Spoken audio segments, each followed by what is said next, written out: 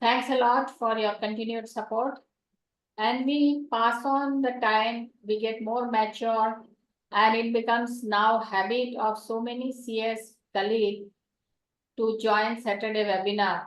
And I also listen lot many from the our young colleagues that as and when we have query, we go through YouTube and listen, and literally we get answer to all our queries. So I feel very happy whenever I get this kind of response.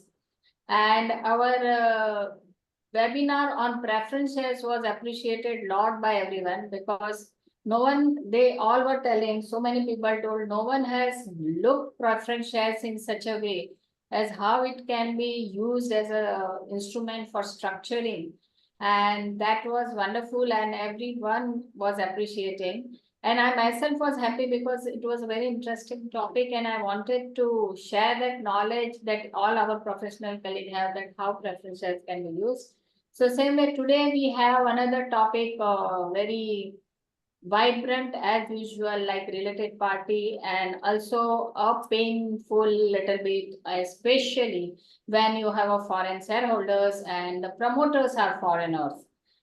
And because the thing that to make them convinced to get ready, to understand that situation and law in India, and we are compelled to comply, it's a really task to a CS here, because the management here should help you to convince the management overseas. And when it came, I know it was too much Hercules task. Everyone was putting their hands down that it is becoming impossible, difficult. But now majority have able to convince and all that. And friends, this when it came UBO, the CS, we all were thinking it's new, why government is bringing. But whosoever dealt in the finance industry, they know very well that UBO is prevalent, was prevalent for finance and industry, for investment, the kind of investors the finance industry look for. Because we ourselves in our farm were doing before UBO coin, or 5 years early for a German company, which were into investment, I will not name. Then and we used to go up to 3 layer, 4 layer flyer, and there was a level where they give green, orange, and red. Orange they will reject, and red they will report. That level we used to do. So when UBO come for us, it was not any new area, and I was explaining that how it can be arrived, because we were doing for 3 years. So when it comes, it's not that foreigners are not knowing and it is a novel concept for them. Only thing that how India can accept, because it is more in a developed countries, this concept they keep it, but in developing, not less developing country, it was concept is majority time not there. And it is a painful in any country. So that's why obviously everyone will be resisting. But now we are accepted it, though difficult. And we have decided cases which surely I think Sakshi must have taken, or everyone knows that. So let's begin, and with us is Sonali Sanas, our known my very good friend who is there today. Welcome, Sonali. Thanks for your time. Thank you, ma'am. Today our presenter is Ms. Sakshi Gupta, our associate partner from Jaipur. Welcome, Sakshi. Thanks a lot. We have with us Sonali. Sakshi, to introduce, Sakshi is an associate member of ICSI, and she is BCom and law graduate. She has worked with MCX in India Limited, and in the field, she has experience in the field of incorporation, increased capital, board meeting, AGM meeting, SEBI LODR, and SEBI prevention trading regulation. Welcome, Sakshi. Now we will have our own panelist, Sonali Sanas, who is there. She is to formally introduce, she is there with us many times. Thanks, Sonali. Sonali Sanas is a postgraduate in financial management from Bhopal University, graduate in law, and holds 1 year diploma in general management from IIM Raipur. She has also undergone an advanced management program from Wharton School, University, Pennsylvania, Philadelphia, and is a Wharton alumnus. She has around 25 years of work experience in regulatory affairs, corporate and other operating laws like land, mining, and power. She worked as a group company secretary for Dairy Master DB Corp Group up to 2009. From 2009 to 14, she was associate with Ispat Mittal Group as VP Corporate Affairs and was responsible for Pan India Properties, legal, secretarial, and with corporate restructuring as the main forte. She is presently working as a Chief Legal Officer, CS and Strategy of Saurashtra Cement Limited. She is also legal head of the Mehta Group, not our Mehta Group. There is another Mehta Group, friends. This is, and she is associated with Mehta Group since last several years. So welcome, Sonali. Thanks for your time today. And we have with us our own Mr. Bala. As you know, Mr. Bala is having more than 4 decades experience and work in for Foseco India, regular speaker, writer at various forums. Everyone knows him, and we are fortunate to have him with us since long. Thanks a lot, Mr. Bala. And friends, as usual, put your questions in chat box, and at the end of the session, whoever raised the hand, we will allow them to speak. And I'll request Sonali to say a few words on the topic, and then Mr. Bala, and then Sakshi, you can start, please. Over to Sonali. Thank you. Good morning, everyone. Significant beneficial ownership. When the section came, section 90, there were no rules prescribed to it. And everybody was awaiting for the rules to come and to understand what is the basic difference between section 90 and 89. Is it something required to be done in section 90? Is it similar what is being done in 89? Not much clarity. Then 2018 rule came. In 2018, although there were a lot of clarity being provided and the procedural part was covered, still there were certain open aspects, and subsequently there were amendment rules. 2019 is the last rules which we rely upon. Now, although the act says that a significant beneficial owner is somebody holding more than 25% of the shares of the company directly or indirectly taken together, the rules clarify as 10%. Now, a major complex arises when you have to understand that a particular person who is an indirect shareholder and holding shares through various entities, how that all come together in a target company, which is a listed entity or unlisted entity. More complex it becomes in a scenario when it's a listed entity, it's public listed, sometimes directly, indirectly, you know who is the SBO. Sometimes it is very difficult to know. Now the ownership is cast upon the company to find out who is the SBO. And even if they have a hunch, I should use the word hunch here, that somebody is the SBO, then in that circumstances, they have to send the notice, no reply received going to the tribunal. So it's too much messy, I would say, for a company secretary till the time they don't decode the entire rules and section in the right spirit and manner. And I appreciate this initiative being taken by Mehta and Mehta for the purpose of apprising the members on the SBO. Having said that, recently the Ministry of Corporate Affairs are also sending a lot of notices to various companies. There is one particular thing which I would like to highlight here. Like if a company is a wholly owned subsidiary company, and that wholly owned subsidiary company is not required to file BEN2, still the notices are being sent by MCA to all these companies. How a reply should be drafted to these notices is something which you would be in a hands-on after going through this entire session, and you will understand as to where to actually bell the cat and reply in the right spirit and manner to the Ministry of Corporate Affairs. Over to you, Professor Bala, for this. Thank you, Sonali, for your words. And that is the reason today you are going to face a lot of questions. And friends, I forgot to mention that Miss Sonali was actually was empaneled today, but she got urgent meeting and she apologized. And as usual, I requested Amli, and Sonali agreed immediately with very short notice. Thanks a lot for Sonali for that being our recipe. Thanks a lot. It's pleasure, ma'am. Pleasure to be part of this session. Yeah. Yeah, over to Mr. Bala. Good morning to you all. I have a very great pleasure in welcoming you all. I am very much overwhelmed to see the numbers as of now, which itself shows what is the importance of this topic.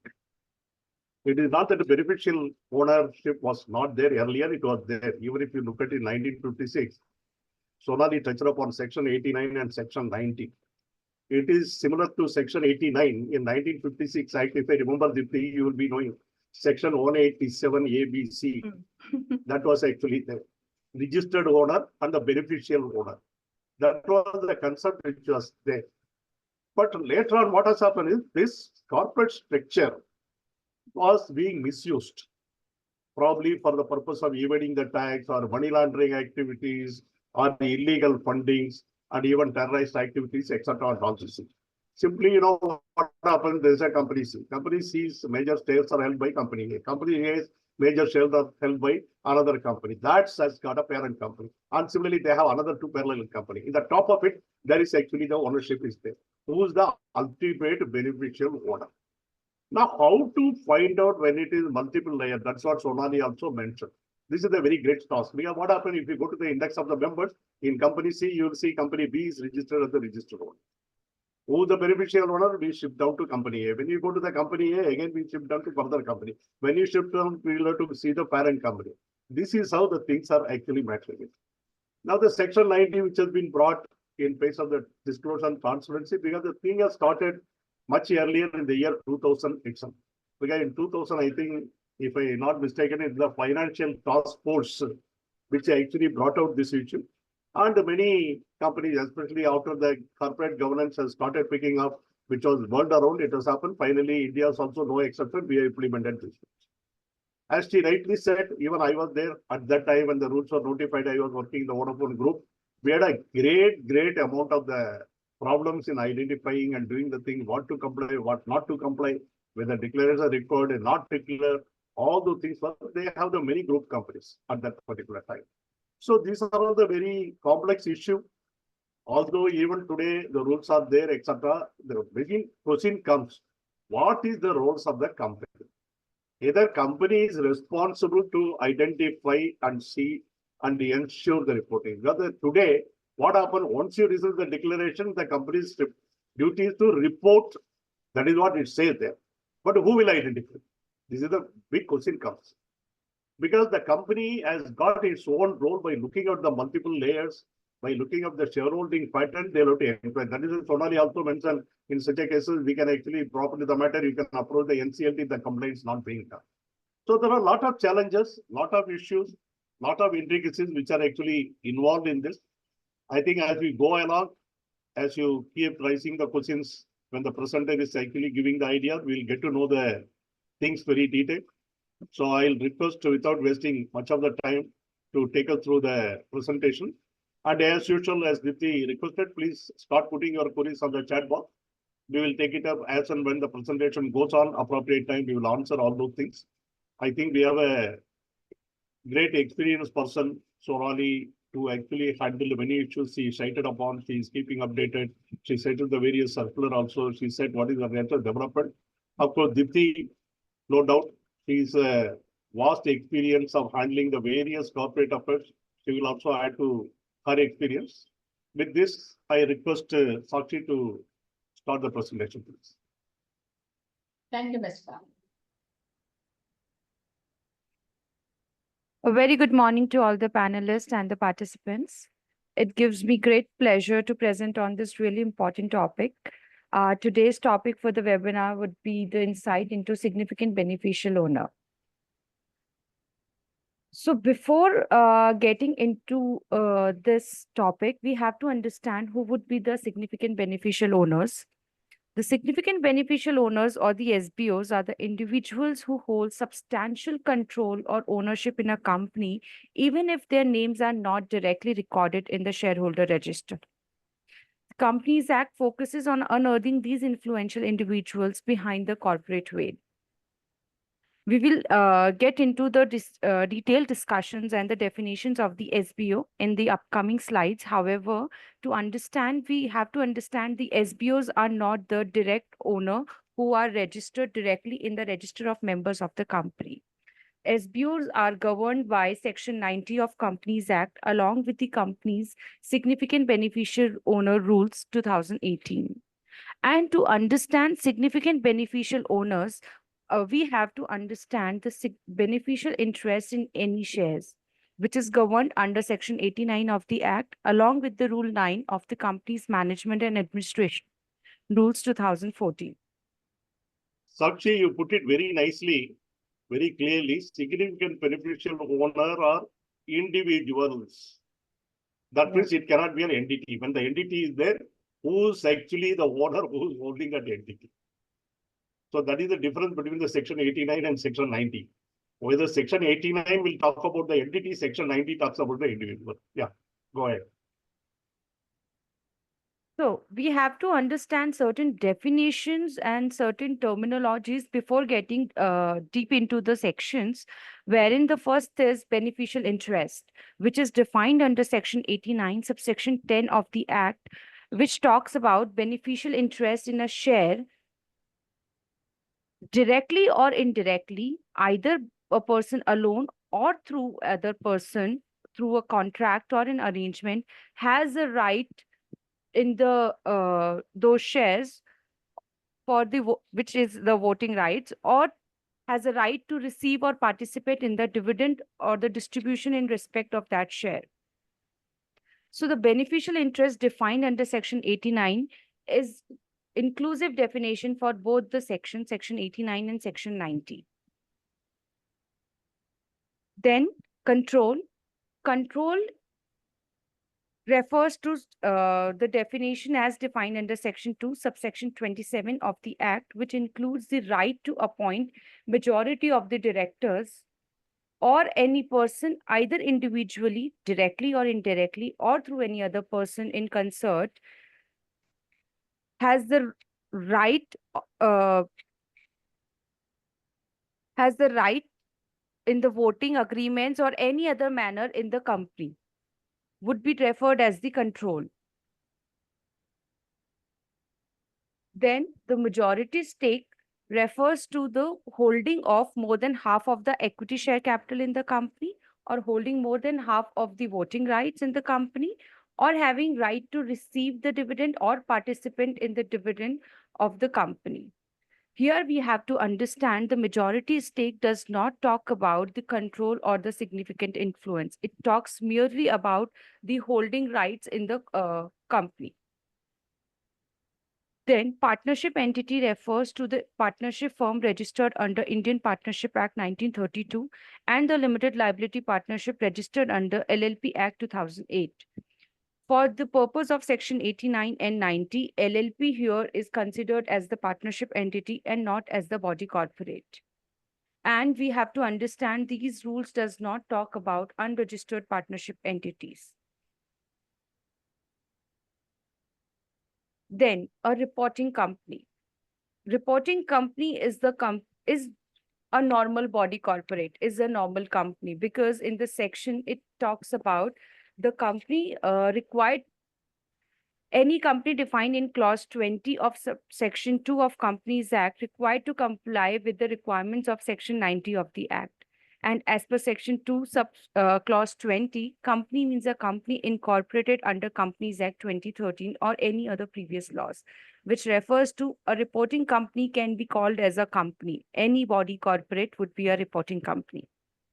Then shares. For the purpose of these clauses, shares would include GDRs, compulsory convertible preference shares, or compulsory convertible debentures. Here, acting together. Now, any person, individual, acting through any other person or a trust, having a common intent or a purpose for exercising right or entitlements, or exercising control or significant influence in a reporting company, such individual, either together or through any other person or trust, would be deemed as the acting together. Significant influence means the power to participate either directly or indirectly in the financial and operating policy decisions of the company, but is not the joint control or the control of those policies.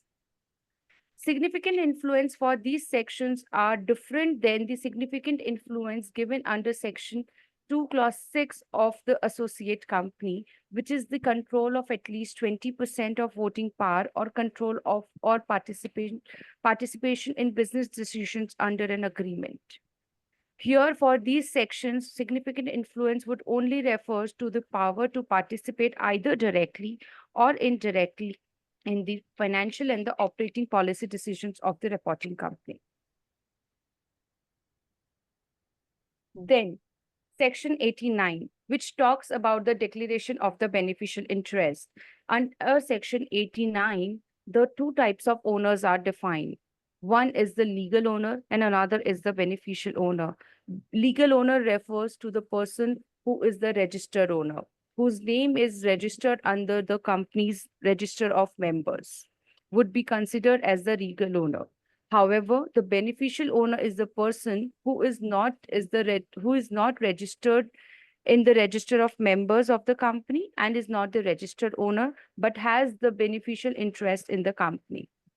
So And we would like to add here that the legal owner and the beneficial owner can be the same person also in any given circumstances.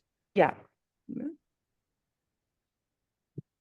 Yeah. So we would have so here we will understand like where the beneficial interest has to be declared refers to where the beneficial owner and the legal owner are not the same person. What are those situations wherein the declaration is required to be given to the company? First, if a guardian's name is registered in the with the company as the registered owner, however, the beneficiary is a minor, then in situation of a HUF, wherein the Karta of HUF is the registered owner, but the eventually beneficiary is the HUF. If the partners are registered as the registered owner of the company, however, the beneficiary is the partnership firm. In situation wherein the trustees are the registered owner, wherein the beneficiary is of the trust is different from those trustees, would be considered as the beneficial owner and required to give the declarations.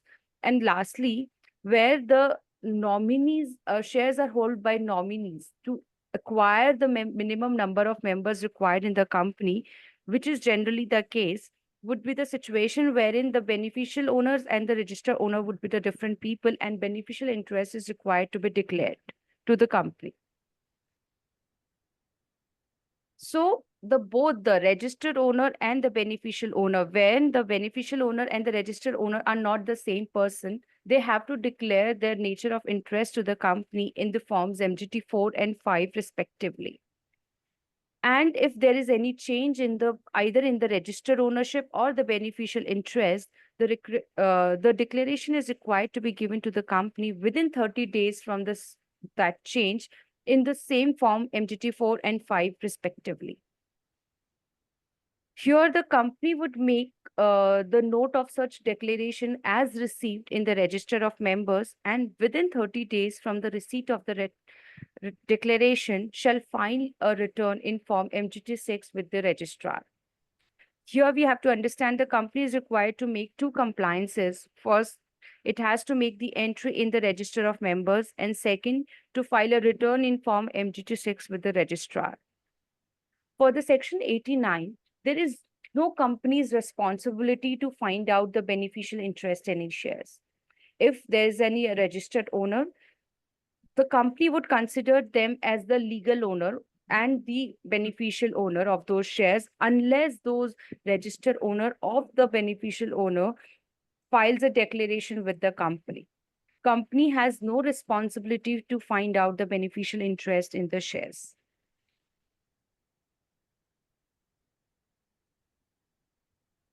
For the Section 89, company is... Actually, last line you are not read, it is important. Just read that. The registered owner is always presumed as the legal owner unless the declaration is filed. Yeah, go ahead. That was important. That's why I said you speak. Sure. So for section 89, a company is required to designate a person who shall be responsible for furnishing and extending cooperation for providing the information to registrar relating to the beneficial interest. A company can designate either a company secretary. If there is no company secretary, then a KMP. If there is no KMP in the company, then every director can be designated as a designated person under section 89 for furnishing the information to the ROC. However, if a person is not designated by the company fails to designate any person, then a designated person would be deemed as a company secretary of the company. If there is no company secretary, then a MD or a manager of that company would be deemed as a designated person. In their absence as well, every director of the company would be deemed as the designated person. And the company is required to provide the information of designated person in the annual return. In case of any change in the designated person, that information shall be informed to the ROC in e-form GNL2. And we have to understand that the section 89 is applicable to all the companies. Now, significant beneficial owner. It is governed under section 90 of the Act, wherein the SBO is defined as an individual, which would be a natural person who is acting alone or together through any other person or a trust, and a person resident outside India holds beneficial interest not less than 10% in shares of the company or right to exercise or the actual exercising of significant influence or control as defined under section 2 subsection 27. So under this section, it is defined as that who would be the SBO? We have to understand, it is very important here, the individual or a natural person only can be considered as an SBO. A detailed definition of SBO is defined under Rule 2H of the Company Significant Beneficial Owners Rules 2018. Here, significant beneficial owner in relation to a reporting company would be an individual, as we discussed in section 90, who acting alone or together or through any other person or trust has the right or entitlement in the reporting company, holds indirectly or with the direct holding not less than 10% of the shares, holds indirectly or with the direct holding not less than 10% of the voting rights in the shares, has the right to receive or participate in not less than 10% of the total distributable dividend or any other distribution, or has the right to exercise or actually exercises significant influence or control in any other manner through direct holding alone. For this section, it is very important that only either indirect holding or direct plus indirect holding shall attract the provisions of SBO. If any person who is holding shares directly would not attract the provisions of the SBO. We will understand it here. If an individual does not hold any right or entitlement indirectly, will not be considered as the SBO. If a person does not hold indirectly together with the direct holding not less than 10% of voting rights, then he shall not be considered as the SBO. That means if a person holds shares directly even more than 10% or the voting rights or total distribution dividend or any other distribution, he would not be considered as an SBO. Here, there is an example, like if a Mr. A owns 15% in XYZ Limited shares, he holds more than 10% in XYZ Limited. However, he still is not qualified to be a SBO because the holding is the direct holding. For the purpose of determining SBO, indirect holding is must. Now, understanding what is the direct holding, and then we will understand the indirect holding. So any person who holds shares of the company in his name or his name appears in the register of members of the reporting company would be considered as a direct holding. And if any individual who holds beneficial interest in the shares of the company under section 89 subsection 2 and has made declaration in form MGT5 to the reporting company would be considered as the direct holding. That beneficial owner would be considered as the registered owner and would not be considered in the indirect holding. That person would be treated as the member of the company. However, if the declaration of interest is not filed under section 89 subsection 2 in form MGT5, then it would amount as the indirect holding and the person would be considered as the SBO and may be liable for the compliances of section 90 and the rules thereof.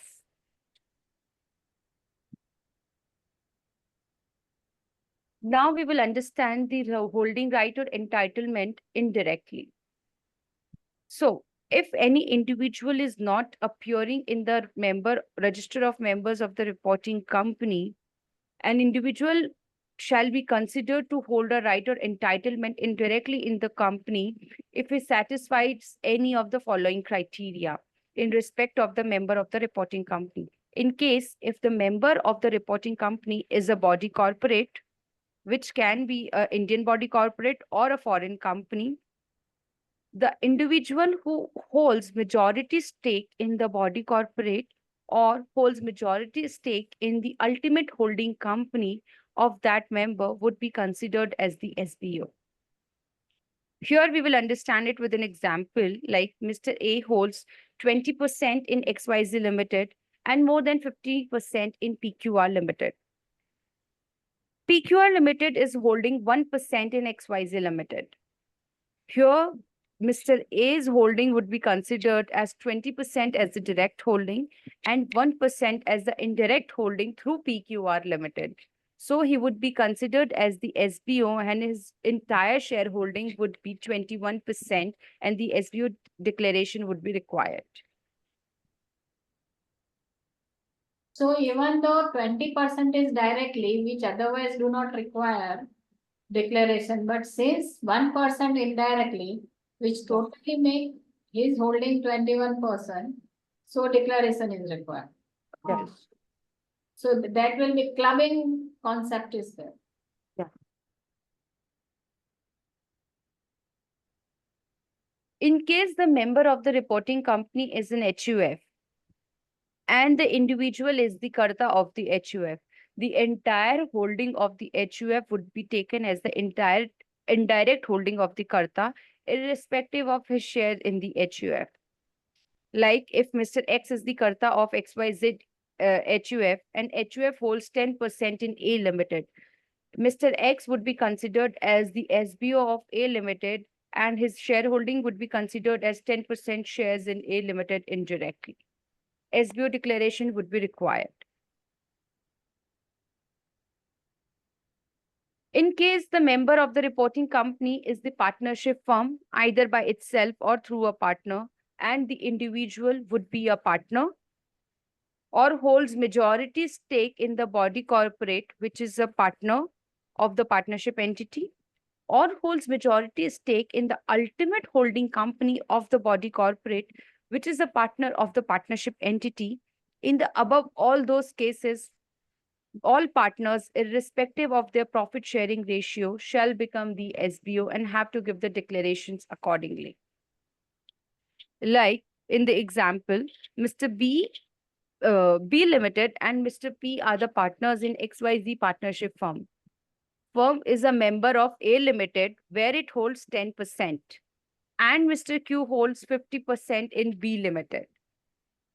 So the Mr. P and Mr. Q, who is holding more than 50%, would be considered as the SBO for A Limited, where the firm is the member.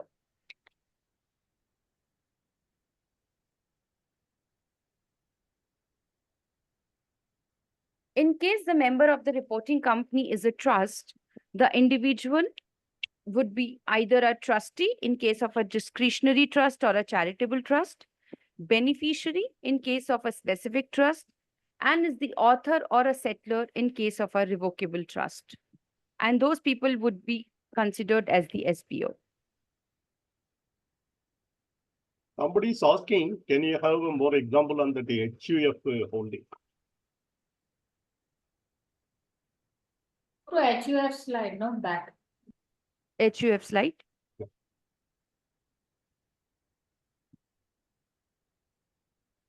Yeah, you go slowly and explain here, Sakshi.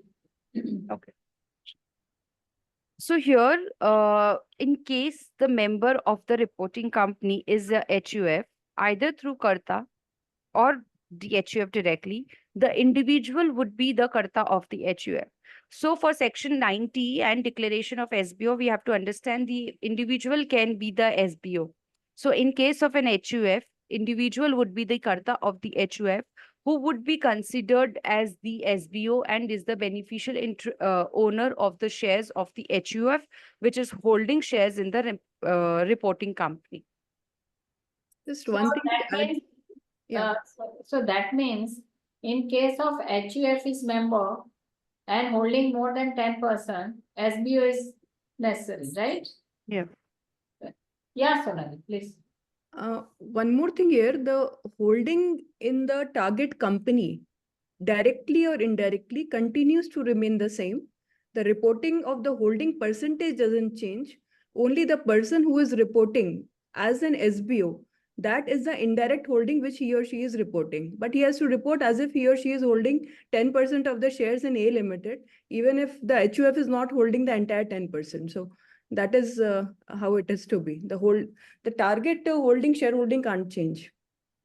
So that means if Karta is holding, say, 5%, Yes. and HUF holding is 6%, Yeah. still Karta will declare that totally 10% or more. 10%. Yes. Yes.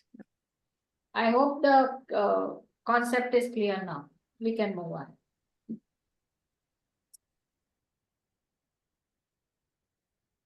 In case the member of reporting company is a pooled investment vehicle, that is mutual funds or venture capital fund, or an entity controlled by pooled investment vehicle based in the member state of the FATF on money laundering and the regulator of securities market in such member state is a member of IOSCO. Further, the individual in relation to the pooled investment vehicle is a general partner or an investment manager or a CEO, where the investment manager of such pooled vehicle is a body corporate or partnership entity, would be considered as the SBO. Sakshi, somebody has asked to explain for LLP as a member. We have taken already or we are going to take? So, ma'am, for LLP is considered under partnership only. It's partner, you mentioned that earlier. Yeah, Yes. She said actually LLB is for the purposes will be considered as a partnership. And same way partner has to declare, right? Yeah, that's Ji. right. So Yeah. these partnership rules would be applicable to the LLP as well. So what we consider for partner or partnership form as a member, same LLP will be the same. Yeah. Right? Yeah. Let's go. Okay. So for section 90, any individual who becomes an SBO or his beneficial interest, beneficial ownership undergoes any change is required to file declaration in form Ben 1 to the reporting company within 30 days of acquiring such beneficial ownership or any change therein. Every company is required to maintain a register of interest declared by SBO and changes in form Ben 3. The registered maintained by the company shall be open to inspection by any member of the company. And every company shall file a return of SBO and any changes therein with the registrar in form Ben 2 within 30 days of receipt of such information. The very important point over here is that the company is required to take necessary steps to identify an individual who is a SBO. In section 89, we read that the company had no responsibility to find out the beneficial interest.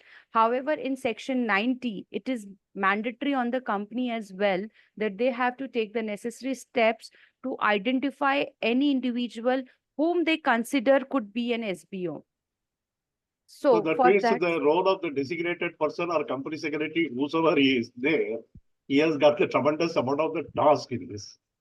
yeah. So I remember when this rule came in 2019, so there were certain promoters classified and certain corporates classified under promoter group. So the company secretaries were sending letters to the individual promoters to help them to identify who is the SBO in the corporates. So this is the onus on the company secretary to be a part in para B, as it is highlighted, to be having knowledge of the identity of SBO or another person likely to have knowledge. So the another person likely to have knowledge here brings individual promoters who may be having knowledge about the corporates who are part of the promoter group. So CS should know at least to whom send the notice, at Yeah, least yeah. doesn't Yes, know. You yes, have to find somebody who knows that, correct. or known to be known. That somebody has to tell you who is that somebody whom you have to contact. Yeah. No, if he doesn't tell, but we have to tell that he knows. Yes. We Anyway, don't it is know. the That CS, person- it is the CS task to probe and find out. That is what it is. Because Yeah. section 90 is clearly saying it is Correct. identification. Correct. So that is the crux of the matter. Yeah. Yeah. Hmm. The company shall give notice in form Ben 4 to any person whom the company knows or has reasonable cause to believe is the SBO of the company, or has the knowledge of the identity of the SBO or another person likely to have such knowledge, We can or mention another person likely to have. Likely to have knowledge. Yeah. Yes. or have been the SBO of the company at any time during 3 years immediately preceding the date on which the notice is issued, and who is not registered as the SBO with the company. So the such person is required to provide information within 30 days from the receipt of the notice in Ben 4 from the reporting company. In case any person who fails to give the information in the required in the notice of Ben 4 within 30 days, or the information given is not satisfactory, then the reporting company shall apply to the tribunal for the restrictions on the shares, including restrictions on the transfer of the interest, suspension of the right to receive dividend, suspension of the voting rights in relation to those shares, or any other restriction on or all or any of the rights attached with the shares in the question.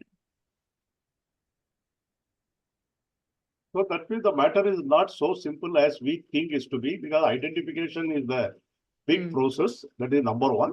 And again, as Sakshi puts it, the member who is likely to have the knowledge. Because people are used to talk earlier, they are reason to believe. So it is more or less something like that only.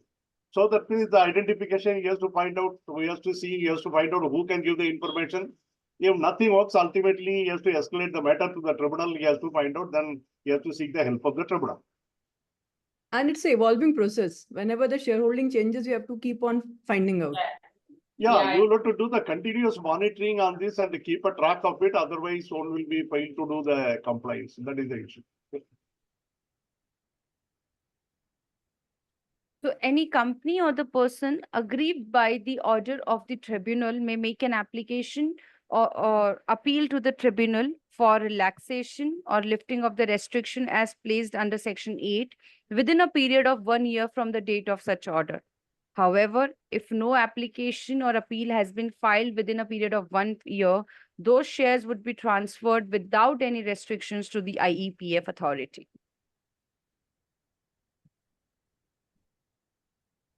So there are certain exceptions to these rules as well, and the SBO rules are not applicable to certain organizations. Those would include the IEPF authority, holding reporting company, refers to the details of those holding reporting company is reported in Form Ben 2. A holding reporting company means a company which is required to file Ben 2. Any government organization, central government, state government, or any local authority, a reporting company or a body corporate entity controlled by either central government wholly or in partly by central government or any other state government, or wholly by the state government. SEBI registered investment vehicles such as mutual funds, alternative investment funds, real estate investment trust, infrastructure investment trust regulated by SEBI, investment vehicles regulated by RBI or Insurance Regulatory Development Authority of India, or pension fund regulatory and development. Now, there are penal provisions as well for the non-compliances under these sections. If any person fails to make a declaration under section 90 subsection 10, then he shall be punishable with fine which is not less than rupees 50,000, and in the case of continuation of the failure, rupees 1,000 for every day for the time default continues, subject to the maximum of 2 lakh rupees. If the company fails to maintain register and denies the inspection, then the company is liable to a penalty of rupees 1 lakh rupees. In case of continuing failure, with a further penalty of rupees 500 rupees each day, subject to maximum of rupees 5 lakh rupees. Here is the penalty is along with the company is on the officer who is in default as well, who shall be punishable for the penalty of rupees 25,000 rupees. And in case of continuing failure, further penalty of rupees 200 rupees for each day, subject to maximum of rupees 1 lakh. If any person willfully furnishes false information or the incorrect information, or suppresses any material information which he is aware in the declaration made, shall be liable to action under section 447. There are penal provision for section 89 as well, wherein someone who fails to make a declaration, then the person is liable to a penalty of rupees 50,000, and in case of a continuing failure, with a further penalty of rupees 200 rupees for each day, subject to maximum of rupees 5 lakh. If the company fails to maintain register and denies inspection, then the company and every officer of the company in default shall be liable to a penalty of rupees 1,000 rupees each day till the failure continues, subject to rupees maximum 5 lakh. In case of a continuing failure, company would be charged with a further penalty of rupees 1,000 per day, subject to 5 lakh rupees maximum, and any officer in default would be, the maximum penalty would be rupees 2 lakh.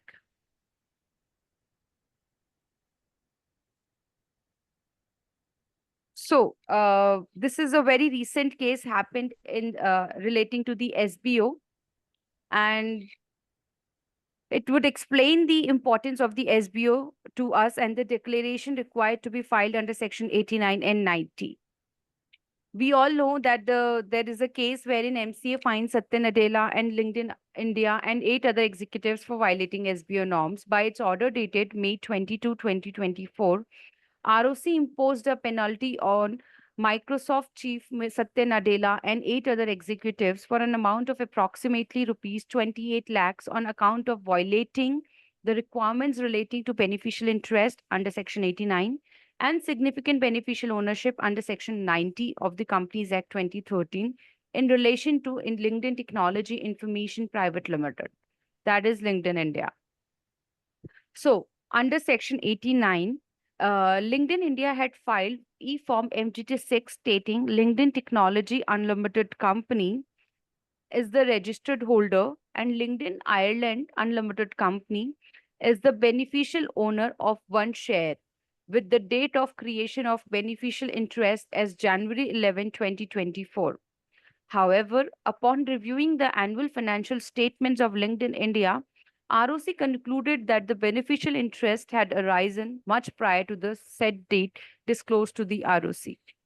While LinkedIn India contended that the beneficial ownership had always vested with LinkedIn Ireland and that they had erred in the filing by mentioning the incorrect date from which the beneficial ownership was created. The ROC rejected their averments and concluded that both LinkedIn Technology and LinkedIn Ireland had violated Section 89 of the Act. Under Section 90, LinkedIn India contended that there is no individual who is the shareholder of LinkedIn India. And the ultimate holding company is Microsoft Corporation USA, a listed body corporate, where it is publicly reported that no individual holds a majority stake.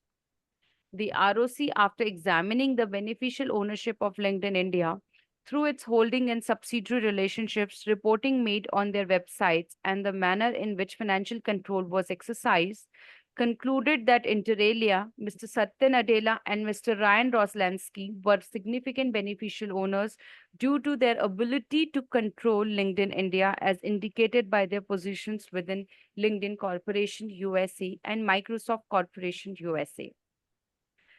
But This here or the control comes into place here, what you talked about Yeah. it. yeah, It is not in the holding, it is the holding, control, influence. So that is what it's, the control comes into the picture. Yeah. yes. So this order signifies the importance that the government is placing on the identification of the beneficial owners in the companies and to report the same. Here it is it becomes very critical for the companies and especially startups to ensure that they correctly ascertain their corporate structures and undertake timely and correct reporting under Section 89 and 90 of the Act. Actually, go to control position and then again, so that, we can correlate that case law. Can you go back to control definition, what you have covered? No? Yeah.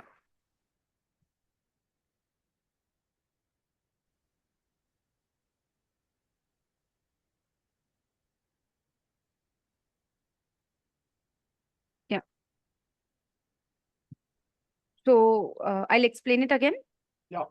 Yeah, please, because there we will correlate to that case, no? So the control here would be referred as the right to appoint majority of the directors.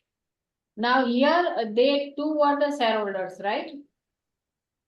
Majority. Hmm. Mr. Nadella and another individual. Or person acting directly, indirectly, including by virtue of their shareholding or management rights or agreement or voting agreement. Yeah, please, go ahead. I'll continue with the case law. Yeah, please. Yeah.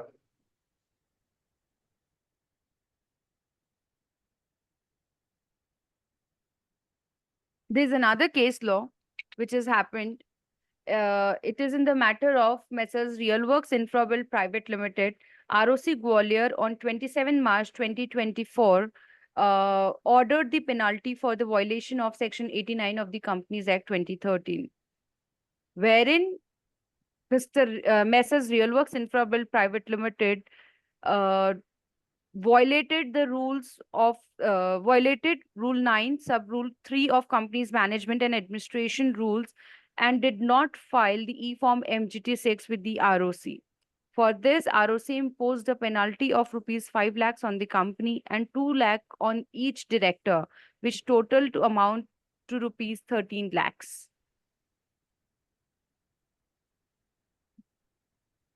In conclusion, we would say that Section 90 of the Companies Act addressing the SBO is a crucial provision enhancing corporate governance and transparency. Navigating the complexities of compliance requires a thorough understanding of Section 90, emphasizing the importance of identifying and reporting SBOs to the regulatory authorities. This commitment to transparency fosters a culture of accountability, safeguarding against opaque corporate structures that could compromise the integrity of the business landscape. Thank you.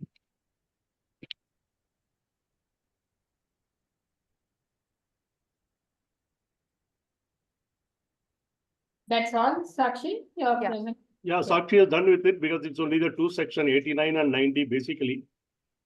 So that's the thing she precisely presented. Let us go through the questions here. Yeah, Yeah. Somebody said I can get the, you can stop share, or no, we will require go back, continue. yeah, I am starting. Can Yeah. I get the preference share webinar? I think you already answered. It is available in the webinars. You have given the link also to that. So that is already there. People can access it. If the company has got the discretionary trust, where there are 5 trustees, but only one trustee has the veto power, in this case, does trustee need to declare 5 trustees as SBO or only 1 trustee as SBO on the basis of the veto power?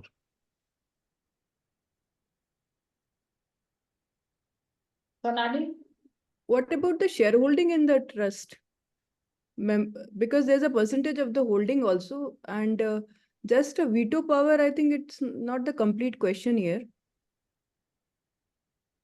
According to Yeah. me, what you It's- say is correct because the shareholding is a must one thing. Hmm. Just because one trustee is holding the veto power, that does not exclude all the trustees. Because here I think because if the holding is through the trust, through the trustees for the trust, that detail has to be analyzed as you rightly said. Again, this depends on the case and actually just one veto power do not give the clarity of the question. It depends on the facts of the case. What Correct. other trustee has right and all that needs to be checked and then we can answer this. Correct. Otherwise, according to me, all trustee. Yes, Sonali. Just to add one more thing, in the case of discretionary trust, these trusts are specifically formed for the purpose of holding shares in various companies. It's not that they're just holding shares in one company. So generally their structure is quite transparent and clear. And in India, we are talking about SBO now, but when we talk about a discretionary trust overseas, it's happening since 1990 onwards. So generally the structure is pretty clearly laid down. Okay, now there is another question. But if the question is asked that if one of the trustees, just he wants to say that has excessive power and the final authority, whether you will file the declaration for that trustee or all trustee. First of all, we should try to probe further. We should ask that how many persons are the shareholders in this. And if they say that there is no shareholder, which seems to be impossible because every trust has a shareholder. So the membership is something which is crucial and critical to be arrived at first. Yeah. Constitution of ABC Enterprises LLB reporting LLB. Mr. A 10%, Mr. B 10%, for LLB 80%. Constitution of PQR LLB as under X 5%, Y 5%, Z 9%. As per the provision, all the 3 partners of PQR LLB will consider a SVO for PQR LLB and have to file Ben 1 for reporting LLB, that is ABC Enterprises LLB. But in Ben 2 form, after filling up the details of Mr. X as first SBO, when we try to enter the details of Mr. Y as the second SBO for LLP, following message display. Number entered in this field is already entered in another member of the same SBO. Please enter a valid input. No, because when you file Ben 2, you have to mention the shareholding which is there in the target company. So it is the total shareholding can appear only once. So, and when we file the Ben 1, it is different for all these people. So different Ben 1 and different Ben 2. But the holding in the target company continues to be one single figure, which is actually the holding of the given member in the target company. Yeah. XI LLP partners detail, Mr. A 1%, Mr. B 4%, ABC Limited 95%.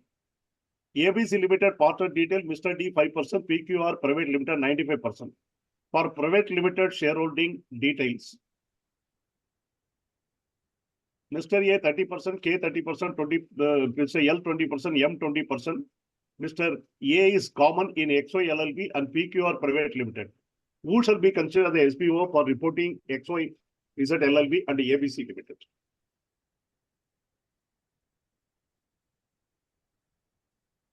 So if we talk about XYZ LLP, it is the ABC LLP, which is the first to be considered. When we go further into ABC LLP, we find that there are 2 partners. One is Mr. D, 5%, and PQR Limited holding 95%. So when the SBO rule says that when there is a corporate who is a member of the LLP, then you have to see that who is holding the majority stake in the corporate. So when we go to the corporate, as none of the people are holding the majority stake, it can be ignored. The filing can be ignored here. Okay. So ultimately, that means, Unless you can't establish that they have a significant influence and they have control and they are relatives, or those things has to be gone deeper into.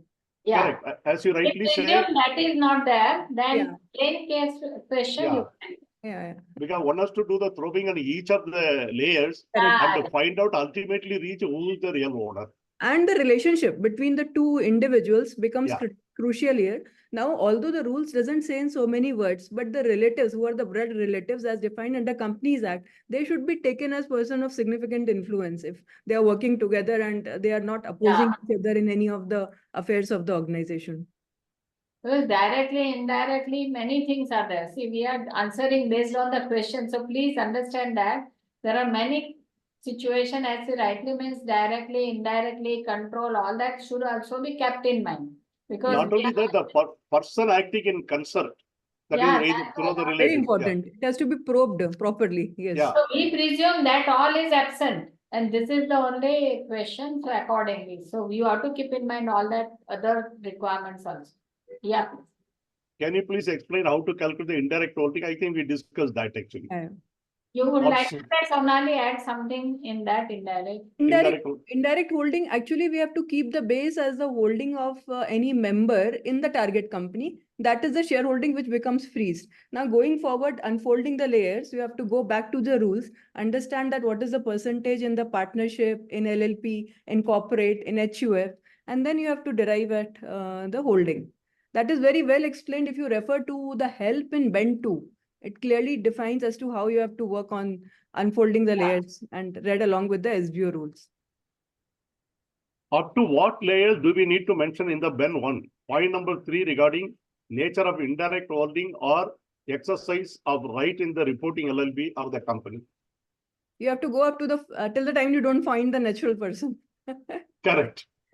You have to find the natural person, the person behind the show. Yeah, who's controlling that, you have to find out. That is what the job is there actually. Yes. That is why if you are not able to get, the information, who can give the information, who the person who is likely to give the information. If you don't get the thing, take the help of the NCLT, all those things are there. Yeah. In case there is a dispute between ostensible owner and beneficial owner, and both had actually filed their respective declaration. In this situation, how should a company approach? May company file the MGT 6 even in case of the dispute? Please consider this during Q&A part. I think again we have to go into the details of the case as to what kind of dispute is there. It's not being highlighted properly. But yes, as far as companies concerned, company is just a postmaster. Whatever information company receives, company has to file. It comes in Ben 1, company files in Ben 2. A company receives in MGT, company files in MGT back. So the internal dispute is there between the members. What kind of dispute, whether company is a party to it or not. So those has to be looked into. Yeah, here one thing is very clear. By looking at the question, both are filed the declaration. Yeah. Once you have received the declaration, the company jobs comes and the reporting. Correct. There is no doubt about it. Once the declarations and reporting is definitely required, that is one thing. Yeah. And the next question is what you are talking about, the dispute. So if the dispute leads to, misinformation and not the correctly given the things, etc., that needs to look into separately. That's what I think so. Yeah. Is it allowed to appoint a natural person as a registered shareholder and company as a beneficial owner thereof under Section 89?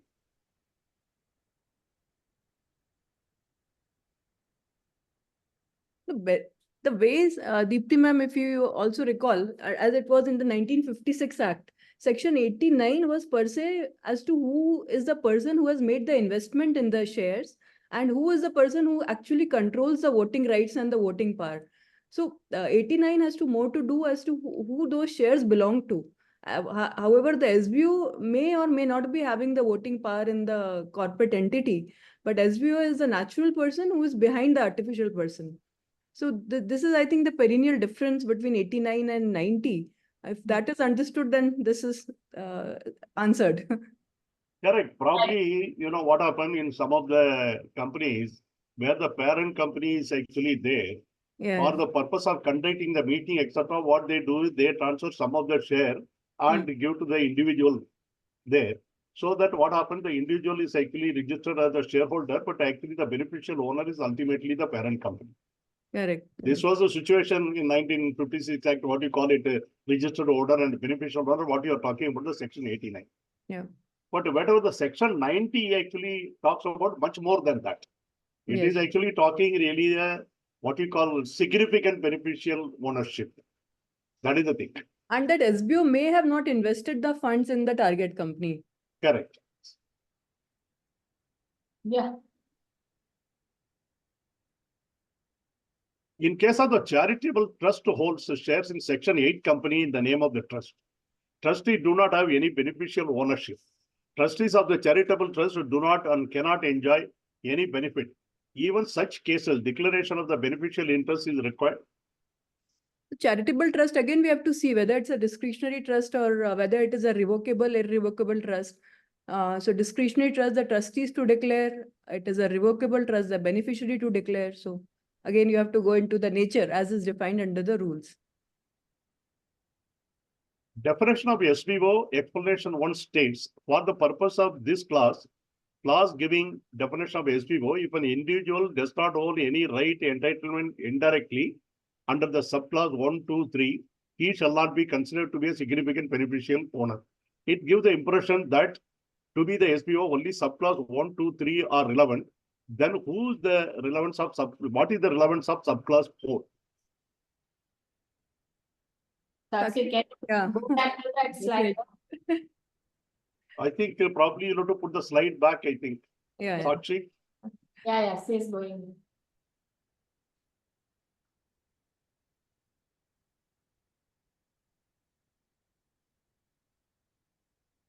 Explanation it is, definition of SBO, explanation.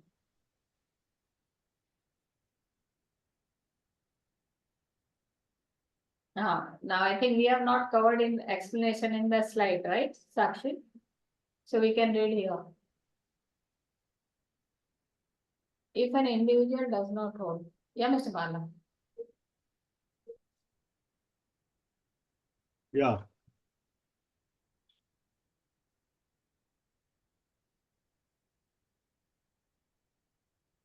Sakshi, take the definition of SBO. This is only there, 1, 2, 3 is referring. 1 minute.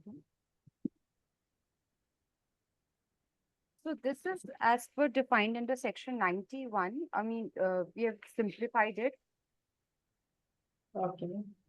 It is there in the rules also, no, Sakshi? Definition Yeah. of SBO. So the rules is here.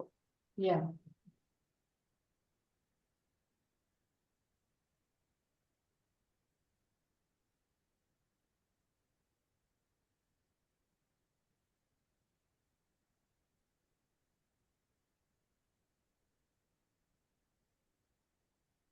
So I think they are asking for this last point, has right to exercise and actually exercise. Yeah.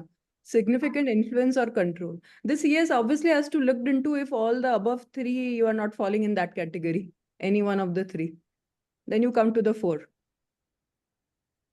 So it's a last thing again, you cannot get escape the grave. Correct. Even if you are not holding as right to receive not less than distribute dividend. So this relevant to your holding in shares or voting or anything. But you are not holding any shares and all, no voting rights. Still, if you actually exercise or has right to exercise through any agreement which is not visible to the public outside and has significant influence and control. Yeah, that is the crux of the point. The control and the influence. Yeah. And that is main thing. This is only where CS has to find out in any manner other than through direct holding alone. Because 1, 2, 3 are visible. 4 is invisible, which you'll have to find out, you'll have to prove. Yeah. So as a CS, you may be knowing. Or you have to understand why this management is, following the direction. See, being in a management, you know that management is controlled by or influenced. Then what is the reason? There is in the document, because see, that requires some proof. So that way you have to find out in any manner. And that is very crucial. It is not of relevance, no, it is most relevant. Yeah. And In Then LinkedIn India case as well, I think the Yeah, Satya they- Nadella I- and Yeah. they were not holding directly, but I think they had the right to exercise and had the control. Yeah, control So was they what I were, said. yes, they were falling under this clause. It is something like, shadow director. Who's not the member, who's not Yeah. there, but whose instruction the board used to act. Yes. Yeah. Will a registered owner be presumed to be a legal owner if it is other than an individual? So for the purpose of declaration for SBO, it has to be an individual. So individual is a legal owner holding shares, and then he is also a SBO directly, indirectly. Then he can be a legal owner, he can be a SBO, but he has to be an individual. Yeah, when we talk about the 90, it has got to be an individual only categorically, because you have to get into the bottom of the things. Ultimately, you have to find out who is actually the ultimately holding the shares. Yeah. I do have a query in this case. Can you please unmute my audio? Yeah, we will allow you once we finish up this. If there are no CS and no KMP, then the company may be board resolution authorize any one director or designated person, or shall be deemed all the directors of the designated person in. You can go to that slide, Sakshi, where we're discussing, yeah, designated person.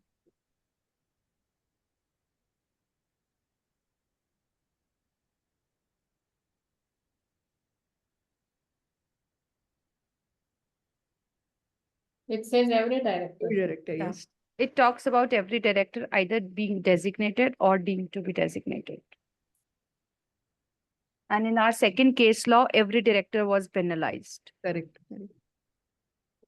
Whether any trustee of the private trust declares that a dividend should be given to him instead of the trust, since he is the beneficial owner, what company should check for that, how to deal with them? The company will pay dividend only to the person who is appearing as the legal owner in the records of the company in the register of members. Yeah, correct. As per the register of members only, it will be done. Company cannot pay dividend to any SBO. If we have mentioned HEF in the list of the shareholder, then also is it mandatory to file MGT6? HUF you have taken, no? Sakshi take that HUF again. MGT6, it all depends upon the interpretation, whether that HUF falls under section 89 or 90. So that again, depending upon the facts, one need to interpret. So Yeah, if it falls in 89, what is the status for what? If it falls in 90, what is the status for someone? So if it is in 89, then you have to file MGT6. Now, if it is in 90, then you have to follow the procedure as is provided in the SBO rules. Again, that is again the responsibility of the company secretary to identify whether it is falling in 90. Obviously, in 89, company secretary doesn't have any role. They have to just take the declaration the way it is coming. Yeah. see, section 89 is simply a registered owner, registered shareholder versus beneficial owner. But 90 talks about significant, the threshold comes into the picture. As Sonali puts it very clearly, it's a company responsibility to identify by looking at the shareholding pattern, what is it, he has to find out whether 90 is applicable, not applicable, first he has to determine it. That is the question. Yeah. If there is a body corporate, which is only 100% of the WOS, that is only one subsidiary, and there are two shareholders holding 50% each in the holding company, either a requirement for SBO. As far as subsidiary company is concerned, subsidiary company doesn't have to file any filings under Ben 1 and Ben 2. But for the holding company, then it is for the individuals, if they are directly holding in the holding company, then again, there is no requirement. So answer is no, there is no requirement. Yeah. Yeah. Yeah, can you have an example of HEF that we talked about it? Yeah. ABC Private Limited holds 40% in XII Private Limited. The directors of ABC Limited hold 30% in the company, that is ABC Private Limited, and 0.01% in XII Private Limited. Will SBO be applicable? Yeah, anything above 10%, even if it is 0.001%. Direct, indirect, we discussed, no, that. Yeah, both you will have to take together and you will have to arrive at the picture. The threshold limit is beyond. Yes, it is. And it becomes Okay. quite messy sometimes because it even goes to 0.0002%, but still you have to report. Yeah, somebody said example we have taken. In case of the trust, all the beneficiary would be SBO or beneficiary holding 10% above would be considered as SBO. Again, depends upon the nature of the trust, whether we discuss it revocable trust, or whether it is a discretionary trust. Yeah. If A is holding 20% in XY Limited and 50% PQR Limited, One minute, Mr. Bala, people are telling company and partnership once more. Okay. Partnership is, yeah. Twice, thrice it is requested, so better we take it. Because LLP is also considered as a partnership firm. So. Correct. Yeah. And someone is also told company because it's require a lot of mano manthan. Majority is defined holding 51%. It is not the question of majority here. Here it is actually the threshold limit which is actually prescribed. So you have to buy the threshold limit, not the majority minority here exists. Can we discuss with the member of LLP that we have talked about it? LLP will be treated like a partnership. Yeah, now you are telling this is company, right? You are telling. Sakshi, you have to take it to partnership. Partnership, yeah.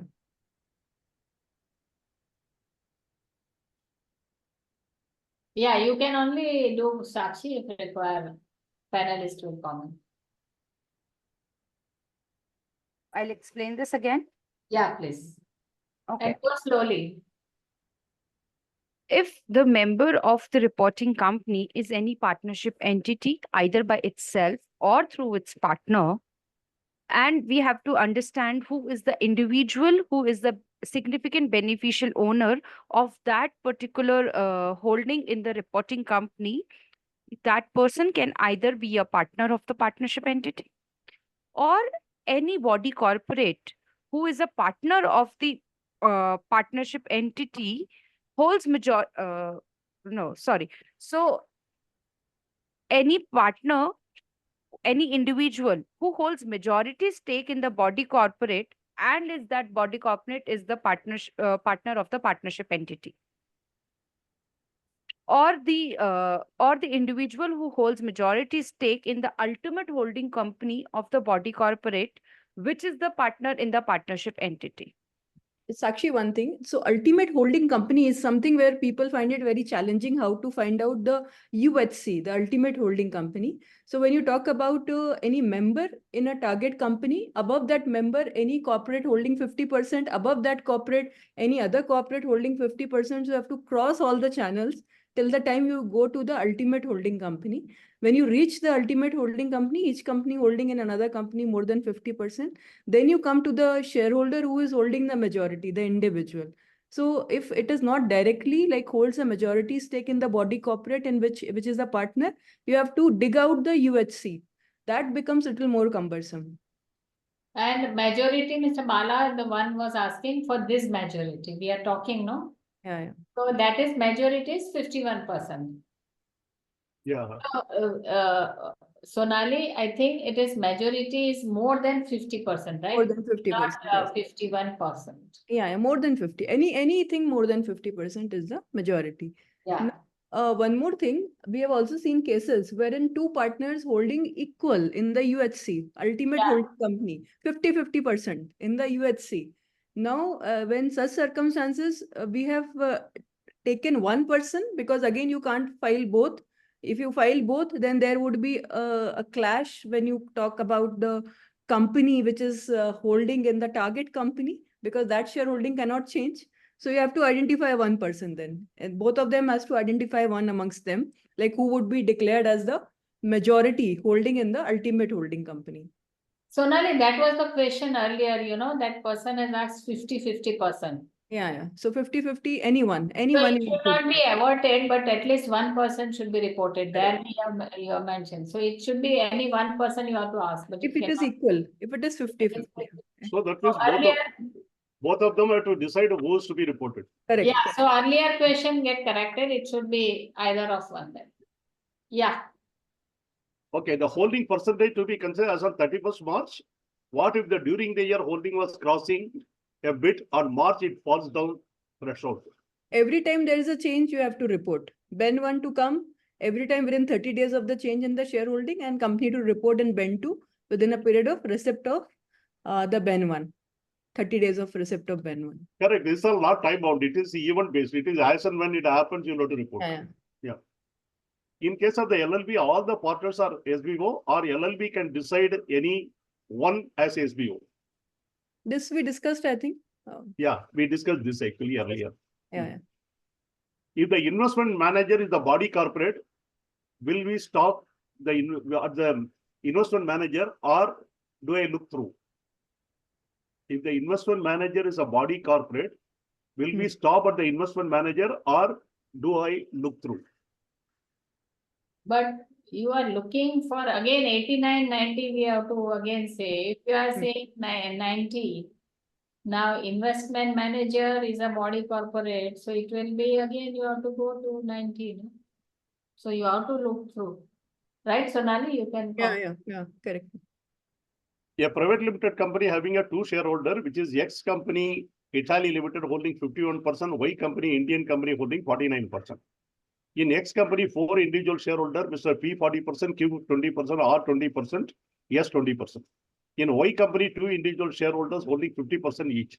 In this case, both X company and Y company need to report under section 90, considering the majority stake definition. Yeah. Yeah, that is the answer really. You have given the answer itself. Yes. Yeah. The question has the answer. Yes. Yeah. When there is a purchase of the share, that attracts the declaration of MGT 4 and MGT 5.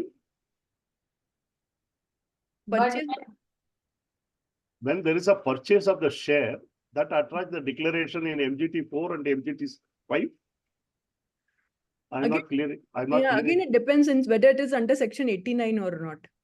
It has to be looked from the perspective of the question is again ahead, but when there is sale of shares, the same would not attract declaration in MGT 4 and MGT 5. Can you please explain why?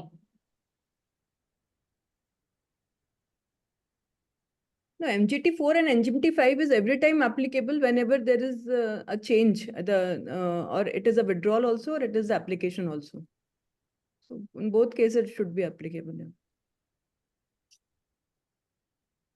But when there is a sale of the share, the sale would not attract the declaration of MGT 4, 5. Can you please explain why? See, answered. Okay. If all partners of the LLB has to file SBO, even if the holding LLB is less than 10%, or do we need to check like HEF or direct, indirect more than 10%? No, so LLP, it is not about LLP. It is about the SBO, the individual. So individual through LLP and directly holding more than 10% declaration is required. In case of the wholly owned subsidiary company, make application to NCLT for suspension of the voting right.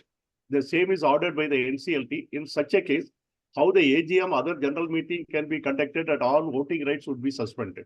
And this is not relevant to this SBO, so we will skip this. Again, we have to see the case also again, ma'am. Without going into the case, we cannot answer abruptly like that. That is the issue, because you have to get into the case law. Specific thing, as we have been telling in the past also, cannot be answered like that. The threshold is 20% holding or 10%? 10% we say, no? 10%, no? And as per rules, it is 10%. As per Act, it is 25%. But the Act also says that as may be prescribed under rules. So the rule has prescribed 10%. So it is 10%. If the company has the yes. The trust, yeah. If the company has the designated person, if there is any non-compliant, then penalty shall be levied only on the designated person, or it will be levied from every officer. Again, it is case-to-case basis and what kind of due diligence has been done by the designated person. So whenever such question comes, I get reminded about the Satyam case as to how in the Satyam, the company secretary has absolved himself of the liability. It again depends upon the matter and the case. Yeah. No, there are two things here. One thing is there, much will depends upon, as you rightly say, what is the case, what is the thing. And again, if you say the designated person, what he has done, what he has not done, I still remember the Madras fertilizers case, where the gift was actually distributed. Initially, adjudication officer actually filed the company and all the directors. But when the matter was applied to the RD, because on the basis of the penalties being more, RD totally reversed the order, saying that none of the directors and company can be held responsible for this non-compliance. It is only the company secretary who is supposed to do the compliance is responsible. So Correct. he actually settles the entire order. He ordered the fresh direction to the ROC initiate only against the company secretary. So Yes. here much will depends upon what is being done, what is the thing. If the designated person is there, it is the responsibility to comply with it. If he has failed to do it, then it will happen that way. That's what I feel. We can say that if it a designated person means that person is responsible For to ensuring ensure compliance. the compliances. Correct. If that designated person has performed the duty and done ensured the compliance, but still there is a non-compliance, that means the other party who are part of that non-compliance, they will go to that. Yeah, correct. Absolutely, you're right. Absolutely, Sonali, you're right. right? Yes, So yes. they also will find ultimate person. Correct, correct. Yes. Correct. If A is holding directly 20% in XII Limited and holds 50% in PQR Limited, and PQR Limited also holds 1% in XII Limited, then A's share of XII Limited will be 50% of that 1% because it holds 50% of PQR Limited, which means he has effective control of 1% of 50%, and effectively it would be 20.5%. This is Sonali, you will like because it's very complicated. We can't immediately make out. So just to summarize this, I'm not going into this particular case per se, but you take the direct shareholding which a member has in a body corporate. That is, say, for example, it is 12% or 20% as in this case. And indirectly, even if that person is holding 1% via all the channels we pass through, company holding in partnership holding in another trust holding another individual, if we pass through all the channels, then whatever indirect shareholding comes, which is the actual holding of that legal owner in the company, then that has to be added. So it is just the addition of the two. We discussed that direct and indirect, and Sonali said 0.001 also indirect. And if that crosses the limit, we have to report. And the Correct. reporting happen, you have to club it. Correct. If that is more than that, clubbing become more than 10%, anything 10.2%, you have to report. Am I correct, Sonali? Yes. Yes, ma'am. Yeah. Okay. Requested to kindly share the PPT. We already said PPT is not being shared. It is only the what you call recorded webinars are being shared, which contain the PPT. So please go through our YouTube, so you will get the information. Please suggest the process in case of the change of 1% shareholding due to buyback, but shareholder remain the same. So buyback and all these are the corporate action, and case to case basis, we have to take a call on that. Now, if I talk about, say, one is buyback, second can be merger also. When there is a merger of two companies and there is a change in shareholding subsequent to merger, as a good governance, you should ask the beneficial owner to give the declaration in Ben 1, the revised shareholding percentage, and the company should file in Ben 2 to the extent possible. Yeah. I think someone is asking, can I get to see the slide 4 of the PPT for a second? Yeah, just Sakshi, can you put slide 4? Somebody wants to see? I think Abhishek. yes, it's a majority stake. Mm. More than 1/2 of equity share capital in a Body corporate, yeah. or 1/2 of voting right in. So equity voting. Right to receive or participate more than 1/2 of distributable dividend. No mention about control or SB significant. Yeah, control and significant comes later. Yeah, it is only holding and receiving dividend. Equity share, voting rights or dividend. 3 things are there. And partnership entity, partnership registered, a limited LLP is there. And note that no mention about unregistered partnership firm. So it is outside this scope. I think we again narrated that slide. Yeah, go We ahead. have to keep on crossing each and every clause. In first clause, if we find that there is no person who is holding more than 0.5% of the equity share in the body corporate, then we go to the second, which says holding more than 1/2 of the voting rights, unable to find the same. Then we go to the third, having the right to receive or participate in more than 1/2 of the distributable dividend. Till the time you don't dig into the natural person, you have to keep on probing, depending upon what all criteria has been provided in the rules. Sonali, when you are talking about the voting rights, one thing comes to my mind is the preferred shareholder, they don't get the dividend consecutively for the period of 2 years. Correct, Then in correct. the third year, they get the voting right. Yes. So naturally, that will be attracted in considering this issue Correct. because since they are having a voting right. And then you have to, in that case, it becomes even more cumbersome because you have equity share capital, you have preference share capital, then you have to calculate the post-diluted voting rights in totality, and then you have to see that who is holding the majority, more than Yeah, 50% of the voting rights. very complex Yeah.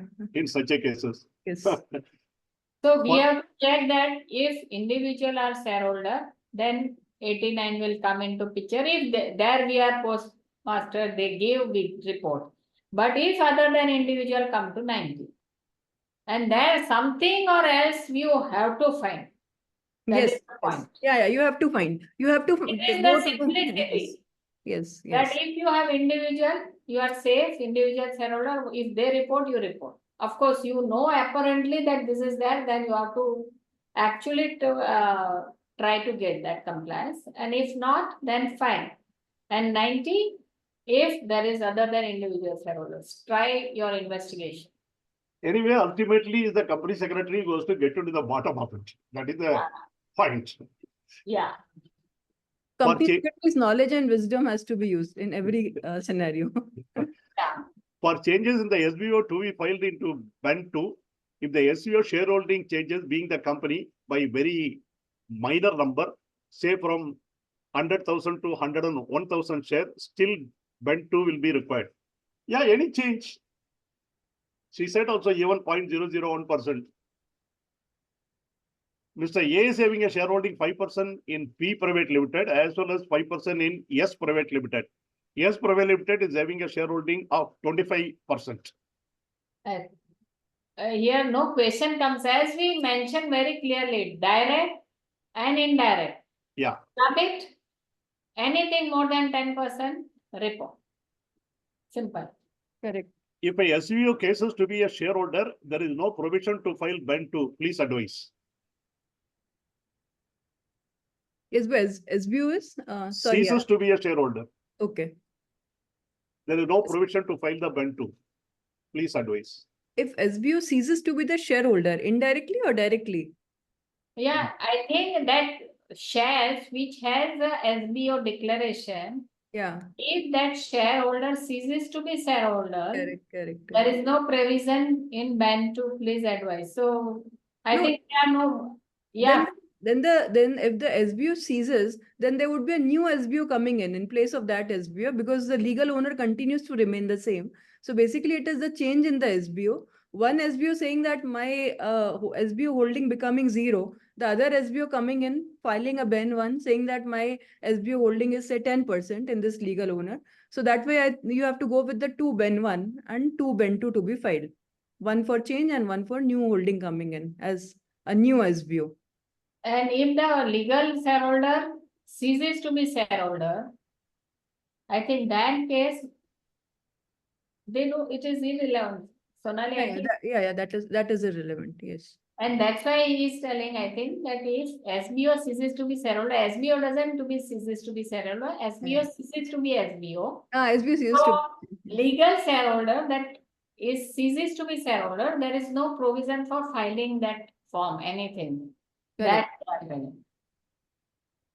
An individual is holding 15% share directly and 12% share indirectly for which reporting has been done.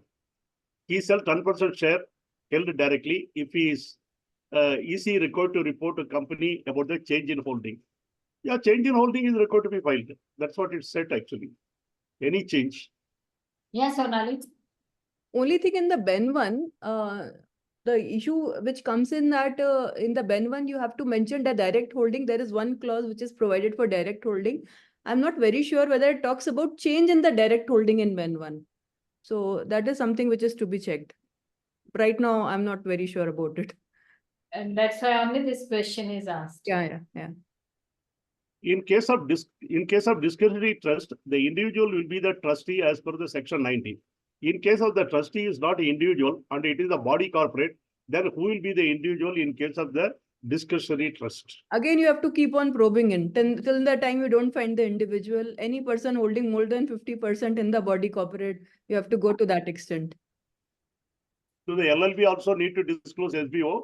As in banks, we have been asked to disclose the SBO while going for the credit facilities.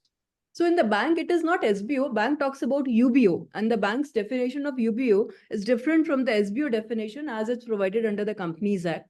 Now, in the Income Tax and the Companies Act, it is aligned. The definition is aligned. But as far as I remember, for the KYC purposes, the bank still talks about more than 25% of the shareholding held by the ultimate beneficial owner. And although in the listed entities, they don't even ask for it, because in the listed entities, they understand there cannot be one person as a UBO holding more than 25%. So banking requirements are still different than the SBO requirements under the MCA.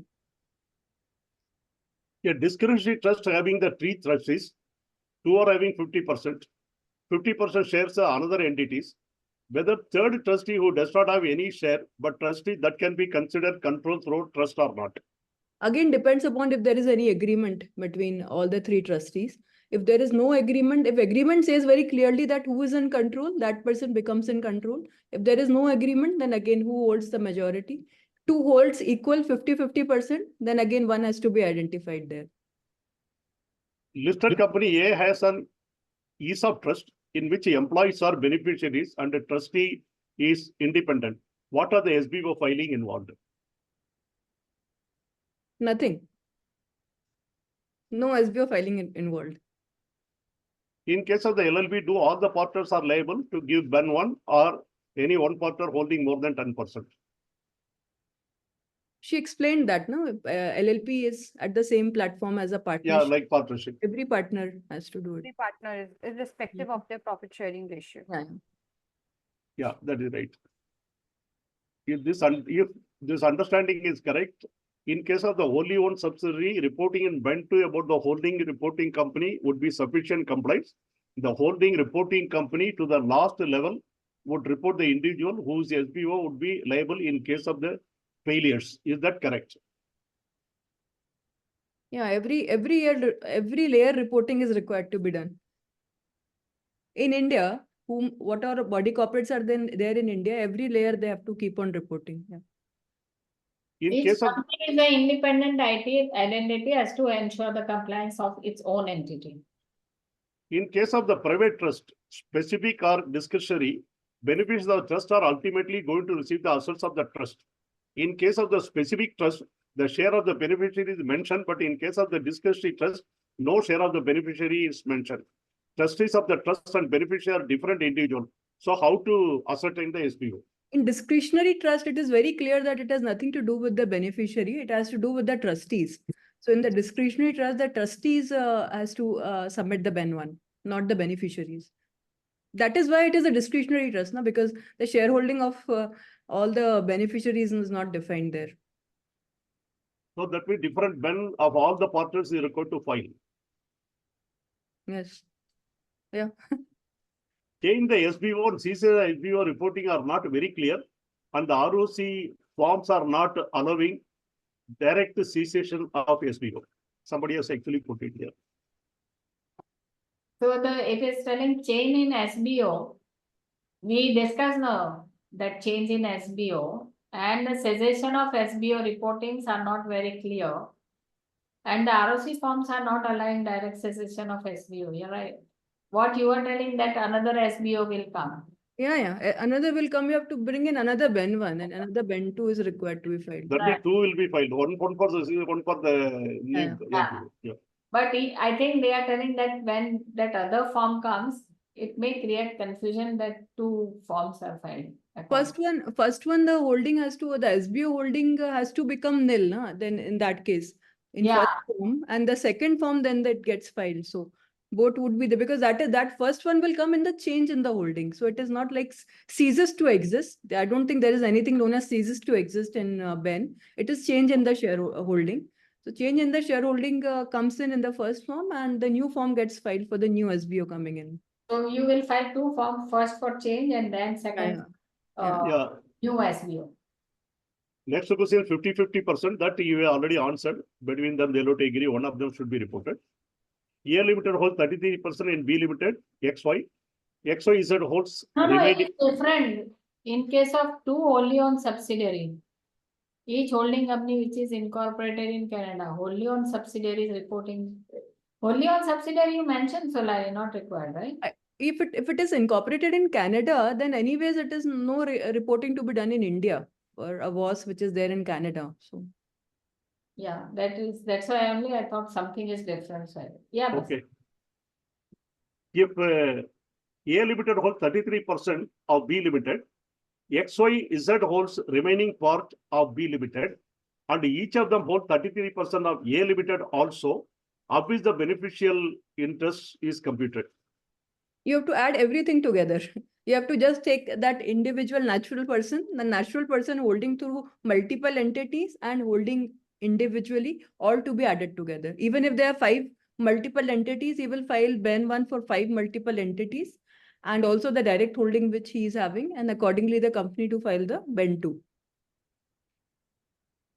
In context of the recent LinkedIn ROC order and Samsung India ROC order, please provide your outlook on these orders, and will they hold the viable procedure in future? All these orders impact the FDI inflow into India. To answer this question, Indian government needs to know who is the natural person behind the show. If you can identify basis upon the shareholding or the voting rights, it's okay. Otherwise, you have to go into the significant influence and the control definitions and probe further till the time you don't find the natural person. What if target company, for example, C Limited, in which a HUF holds 4% and the Karta holds directly 4%, and member of a HUF holds 88.70%, in this case, who will be the SBO? So when we talk about HUF, it is only the HUF and HUF Karta is the natural person identified. So the Karta in his own capacity as an individual, and Karta also as the SBO, whatever shareholding he holds, that he has to declare in Ben 1.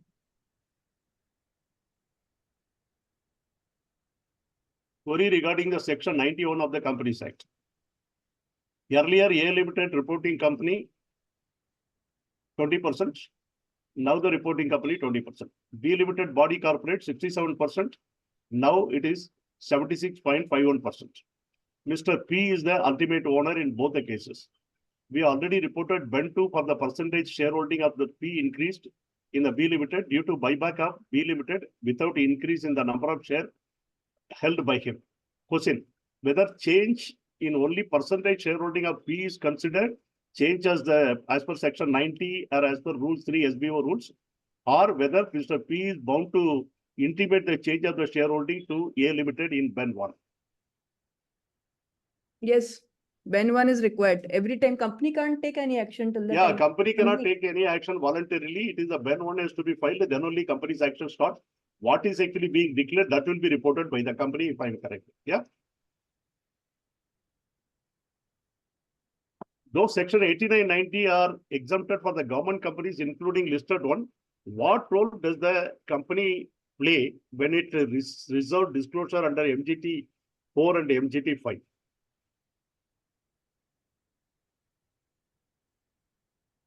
I am not very clear on the question. No, when it is exempted, where is the question of disclosure comes into the picture?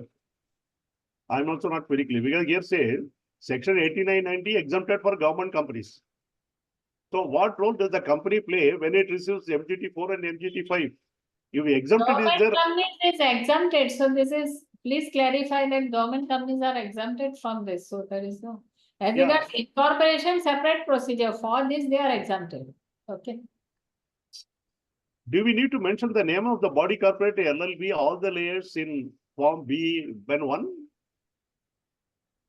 there is no provision to mention it, but as a good governance, you should put it as a part of attachment. You should put the entire chart rather as part of the attachment. Whenever you get the Ben 1, get the Ben 1 with the entire chart of the holding.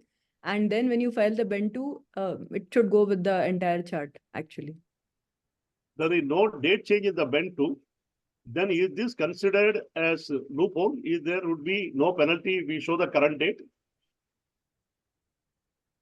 For the company, the penalty starts from the date of receipt. If the company can prove that I have received it within the last 30 days and I have filed within a period of 30 days, then there is no penalty. Then the responsibility rests with the respective beneficial owner.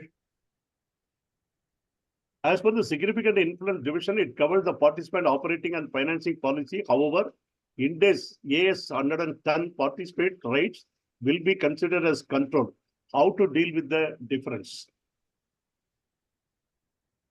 Sheer judgment of the company secretaries. I really do not know, because if we talk about the Ind AS is mainly for the disclosure purposes, what is to be disclosed in the financial and financial reporting, etc., and all the things.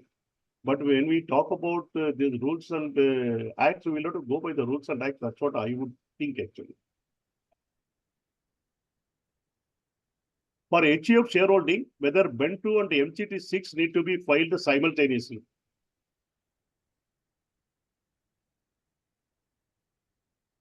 It depends upon what declaration the company has got, whether the company has got under 89 or company has got declaration under 90.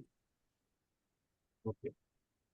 If Mr. A is having the shareholding 5% each in P Limited as well as 5% in S Private Limited, and also Mr. A is the director in both the companies. S Private Limited is in turn having shareholding of 25% in a P Private Limited. Whether A is SBO in P Limited and P Private Limited needs to comply with the Section 90. You have to look into the entire shareholding of the individual, whether directly, indirectly, how much percentage he is holding, and then accordingly the reporting to be done. All 100% government companies designate IAS officers by designation, like a Commissioner of Chennai or shareholders of reaching required The 7 same signatures thing, what answer we have given 100%. exempted. In case of the HUF, are we have to consider the indirect holding of the Karta or only this I think we discussed actually. Yeah. Direct, indirect, everything together. Okay. Can you elaborate on significant influence and control? I think you again talked about significant influence and control. I don't think there is anything is required here. The provision authorizing designated person is only applicable to Section 89 or it extends to Section 90 also, as per the provision says under Section 89. No, as per the provision, it says Section 89 only for the definition that who is the beneficial owner. The intent of 89 and 90 is quite on a different footing altogether. No, they are telling authorizing designated person. That designated person, no, we can designate the person. It is applicable to 89. Only 89 or extend to Section 90? Go to designated person. It is 90. It is only 90. Designated person is only 90. Yeah, not in 89. No. 89, there is just it's just a filing. 89 company secretary's role is only filing role. Nothing beyond that. Okay. Yeah. Next. XII Limited partner detail A 1%, B 4%, ABC Limited 95%. ABC LLB partner detail D 5%, PQR Limited 95%. PQR Private Limited shareholding detail A 30%, K 30%, L 20%, M 20%. I think this is too long to work it out, but we have to say that direct and indirect. If indirect, you club everything. So now correct. You know to do the homework. You can't expect you will have to calculate and come back to you. No, better in such circumstances, now a chart is prepared and every layer by layer you have to dig reading the rules. You have to see that if it is a body corporate, who is holding more than 50% in body corporate. If it is a partnership, all the partners are covered or not. Then you have to find that direction where you move in the chart, and then you come to this who is the ultimate beneficial owner. How the designated person detail can be intimated in the annual return? Is there not such field in the form? Do the companies are required to provide details of the designated person as attachment?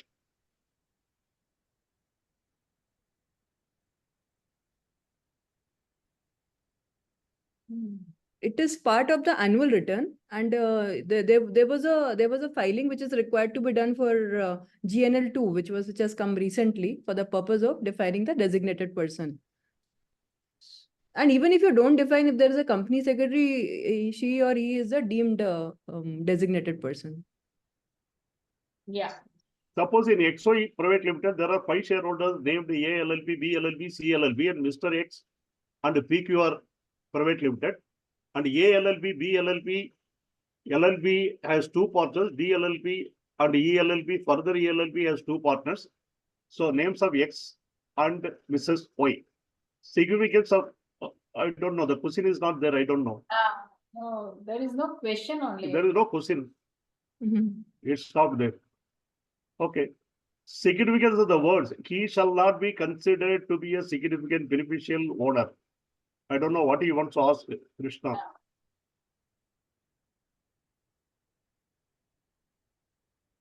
ABC Private Limited is XIZ LLP as a member holding 25%. So all the partners of XI Limited is to be considered SBO or any one partner. This I think we discussed actually. Yeah, we discussed. Yeah.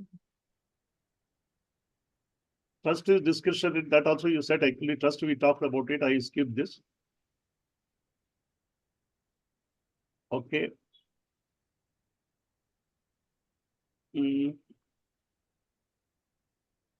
Limited and Mr. A are the A Limited and Mr. A are the shareholders of B Limited, wherein A Limited holds 10% in B Limited. There are 3 individual shareholders, A Limited, in all of them are family members, and no one holds a majority stake in that company. Who shall be declared here as the SBO? No one, then you have to see this, what is there on the slide, significant influence. You have to dig out then who is holding pursuant to significant. Yeah, control, significant influence, those things will come into play. If A is holding directly 20% in XI Limited and holds 50% PQR Limited, and PQR Limited also holds 1% in XI Limited, then A share in XI Limited will be 50% of that 1% because of the holding 50%, for which means he has effective control of 1% of the 50%, and effectively it will be 20% plus 0.5, 1%, 20.5%, right? Yeah, that understanding is correct. So ultimately, it can't be 0.5%, it has to be the 1%. The number, the percentage of the shareholding of any member in the target company has to be kept intact. So this 50% working is required only for the purpose of identifying who is the SBO. But SBO can't say that because through the body corporate, I am holding only 50%. So it's 50% of 1%. It has to be 1% only. The reporting that is clarified in 2019 rules. Okay. If designated member renounce his right or benefits such as dividend, bonus, share, will it be transferred to SBO?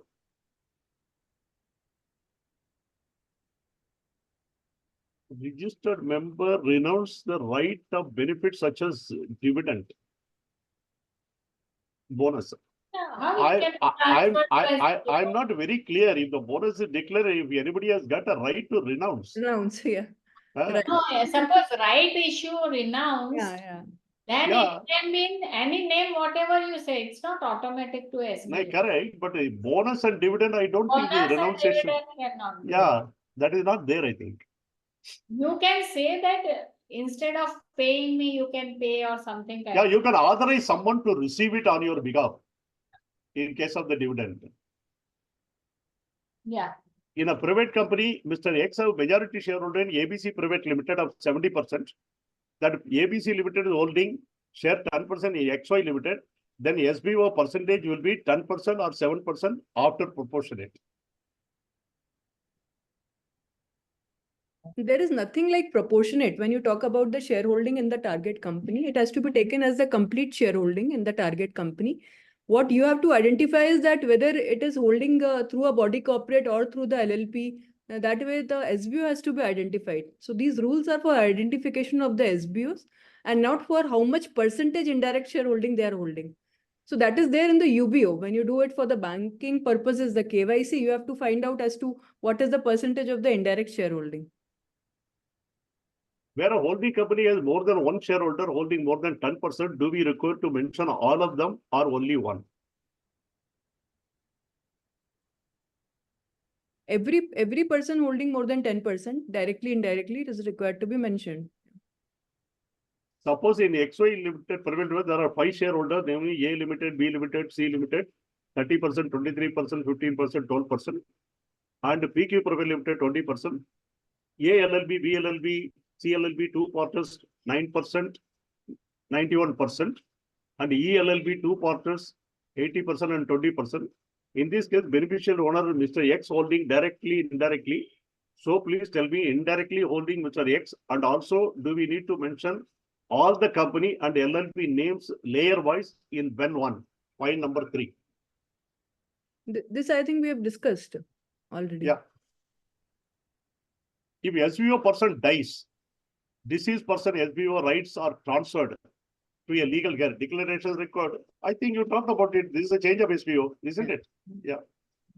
Is form MGT 5 also submitted by a SBO with a direct and indirect holding more than 10%? Yeah. Yes. Okay.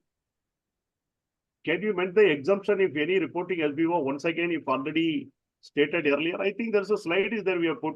Yeah. Register of SBO is a statutory register. Does company need to maintain physical form?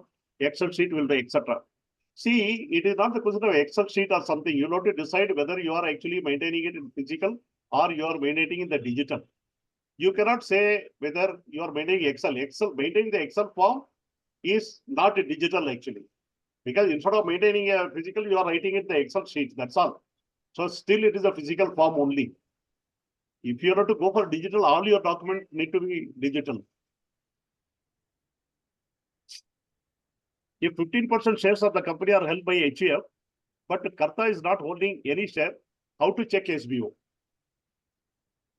SBO Karta deemed to hold entire 15%. Yeah, and please keep in mind, shareholding, voting rights, and then ultimate we have said influence, control, all that has also to be. And as regards HUF Karta only, so yeah, please. In case of the pooling vehicles based in a country which is not FAT members, would we stop reporting the CEO if the investment manager is a body corporate? Can we go, Sakshi, to that slide, please? Pooling investment vehicle. Yeah. Yes, Sakshi, you can explain here. This answers. So in case the member of the reporting company is a pooled investment vehicle or an entity controlled by the pooled investment vehicle, we have to figure out the individual behind that. The individual would be either the general partner or the investment manager or the CEO in case the investment manager of such pooled vehicle is a body corporate or a partnership entity. And it can be anywhere across globe. Yeah. Yeah. Now the companies realize and obtain the Ben 1 from the shareholders and can file the Ben 2 now, either a possibility of attracting penalties. If the late filing is there, it is going to be definitely penalty will be attracted. But if you get declaration late, it is not your fault. Yeah. If you get the declaration late, company will not come into the picture, but the person who made a declaration will come into the picture. Yeah, you have to comply within timeline after you receive. Correct. In case of the differential voting rights, things get more complicated. Supposing preference shareholder also emerged to vote in this case, that we talked about it. What happens in the preferential voting? Yeah, Mr. Bala specifically asked that question. Yeah. If SBO is outside the jurisdiction of the FAT, does it still need to declare to the company? SBO is outside the jurisdiction of. Does it still need the declare? No, I think there is some problem here because when you say FAT, because there are various countries who are the members of the what you call financial action force committee. But the thing is, the rules in India, when the so long as company is incorporated in India, Indian rules are there, we have to comply with the rules. You cannot say That is outside the FAT. We are not complying on other thing. We are in the India. We are governed by the Indian Companies Act. We have to go by the Indian Companies Act. There is no point of discussing whether it's a FAT jurisdiction, not jurisdiction, etc. and all, in my opinion. Correct. Rightly put in. Yeah. Yeah. If the body corporate does not have any body corporate, individual or firm holding more than 50%, then do we need to see the majority holding? First of all, you have to see all the SBOs holding more than 10% in any company.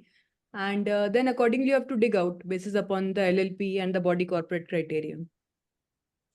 Is separate BN required to be filed? Each partners below cases are like A 10%, B 10%, PQ limited 80%. Then again, constitution X 5%, Y 5%, and Z 5%. As per the provision, all three partners or PQ limited will consider SBO for LLB, and I have to file Ben 1 in reporting LLB or ABC Enterprises LLB.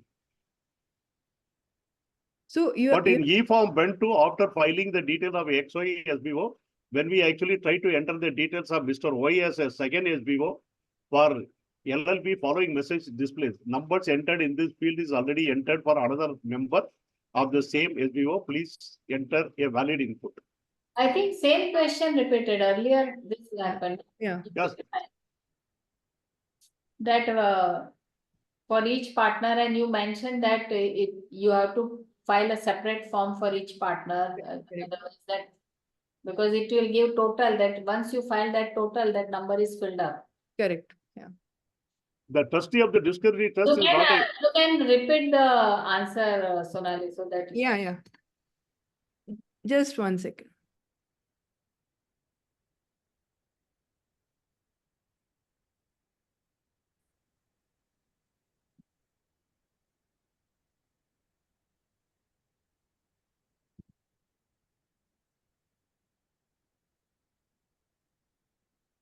Dipti, Yeah. we are already 1 o'clock. We crossed Let me 1 o'clock. answer that, so let's take next question. Yeah.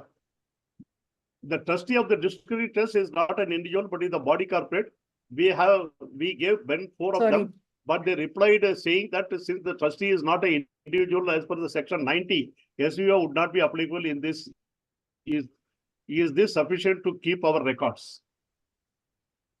So we are skipping that question, Sonali, because we are running short of time and we answered that separate form for all partners. The next question is, trustee of discretionary trust is not an individual, but it's body corporate. We gave Ben 4 to them, but they reply saying that since the trustee is not an individual as per section. Individual as per section 90, SBO would not be applicable. Is this sufficient to keep in our records? No, You so don't have- in that circumstances, you have to explain them with the rules. Please highlight the necessary portion of the rules, send it to the trustees, tell them that if it is a body corporate, then you have to look at separately. So any person holding shares in any trust as a body corporate, then you have to unfold the layer of the body corporate. The layers have to be continuously unfold till you reach to the natural person. Do we need to file different LLB Ben 2 for a different part? That we discussed, I think. Yeah. Is it required to disclose the layer of SBO record, like how SBO has been identified? This also we discussed that we can Yeah. enclose the chart in the Ben 1, get that chart in the Ben 1 as an attachment and upload along with the Ben 2 as an attachment. Changes in buyback that we talked about it. Okay. Can you explain the difference between MGT 6 and Ben 2? We discussed, I think, already. Or NRI also covered under SBO? All. Anybody. If the discretionary trust is not an individual but a body corporate, this I think the question is repeating, I think. Yeah, so. it's repeating. Yeah. Yeah. Reporting company needs to, okay. Is SBO a related party and all provision related party RPT transaction has to be complied with?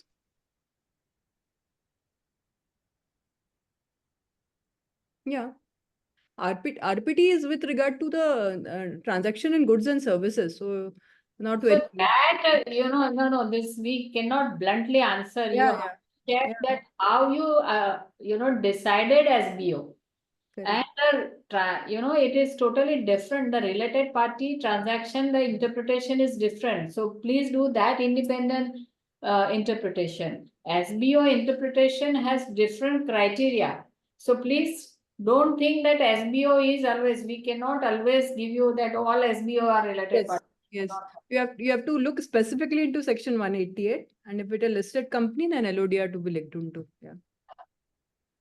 The rights of the share bonus dividend should be offered to the registered member. However, the registered member may direct the company to the that I think you answered here. Yeah, I think yeah. somebody answered. It's again repeated, yeah. Yeah.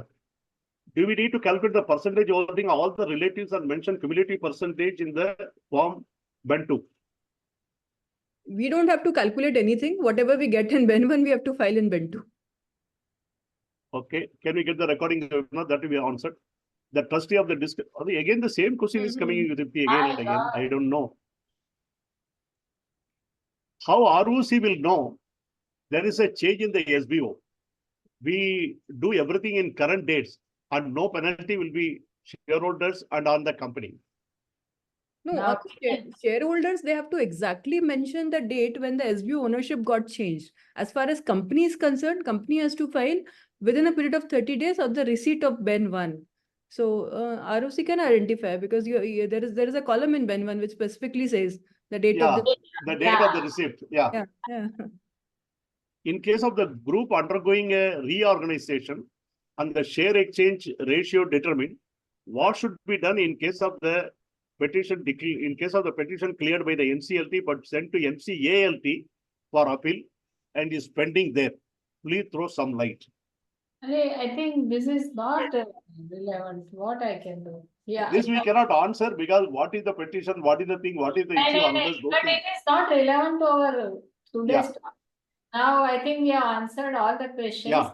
Yes. We can allow the people who raise the. Yeah, whosoever wants to raise their hand, we can allow them to talk.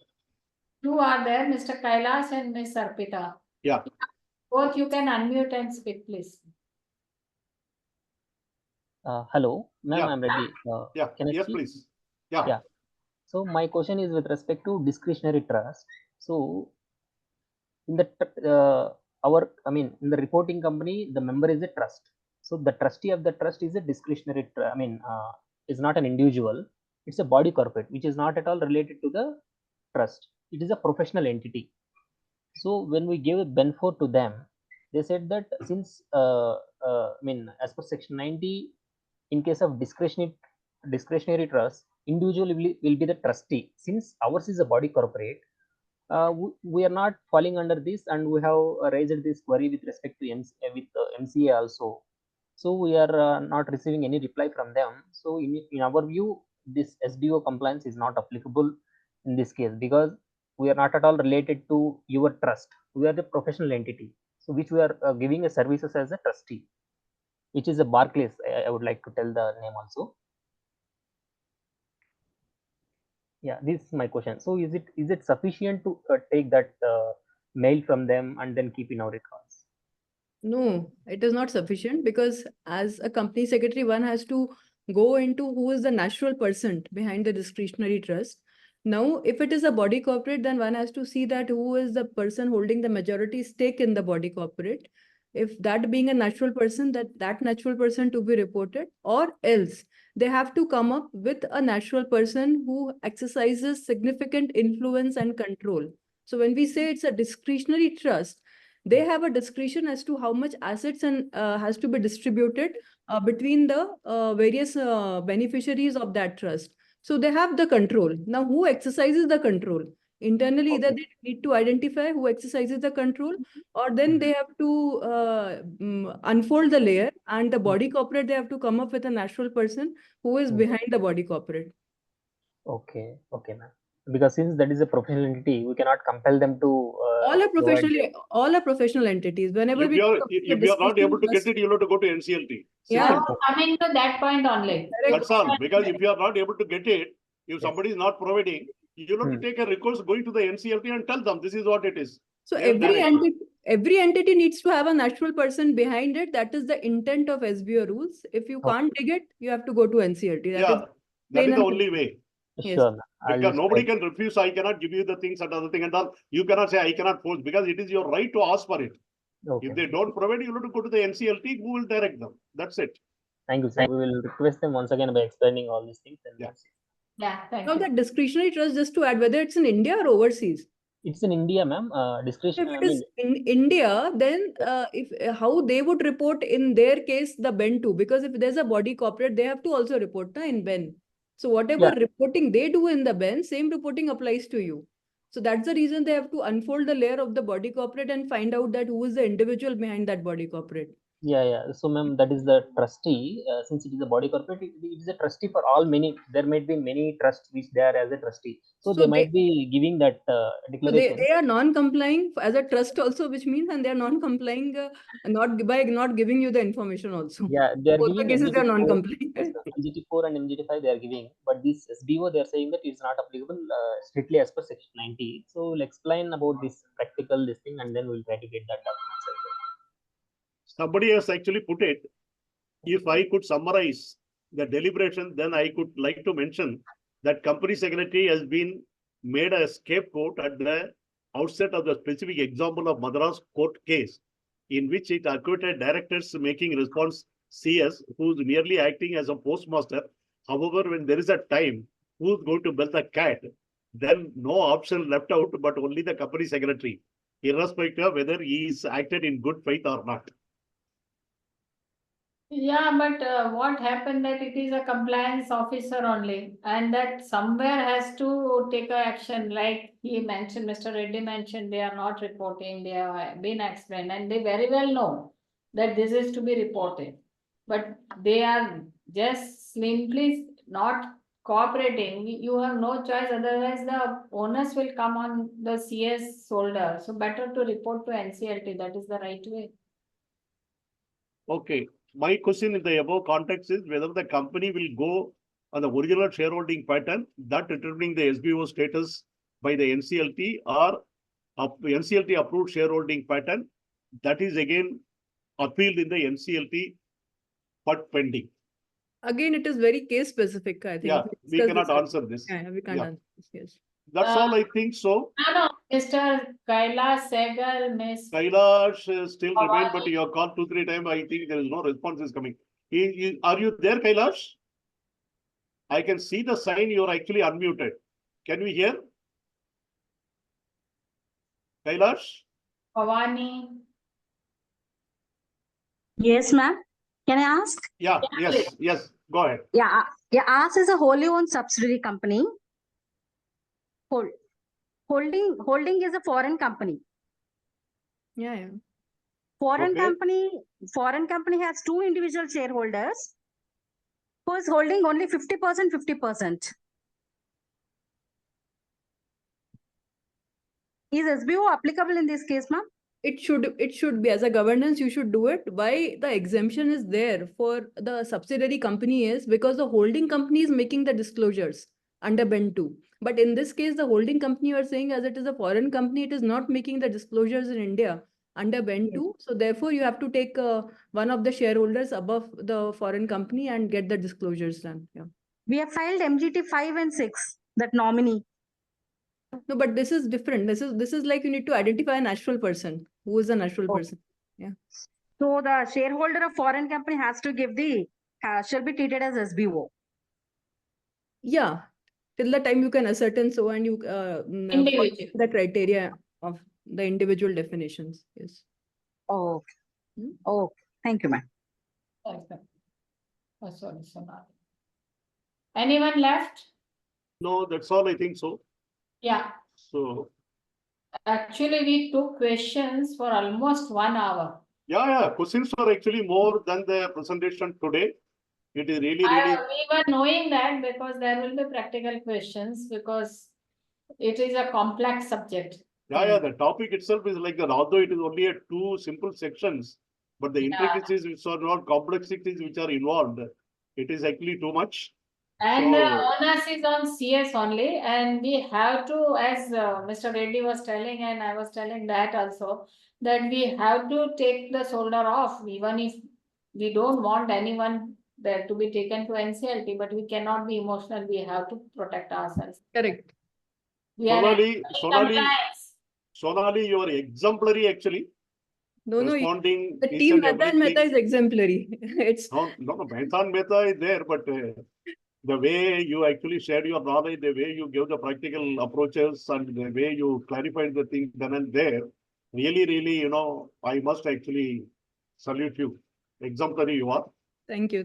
And coming to Sakshi, wonderful presentation. You made Yes. it two section, very precise, very nicely appropriate heading, loosely explained, and it throws so much of the question and answer.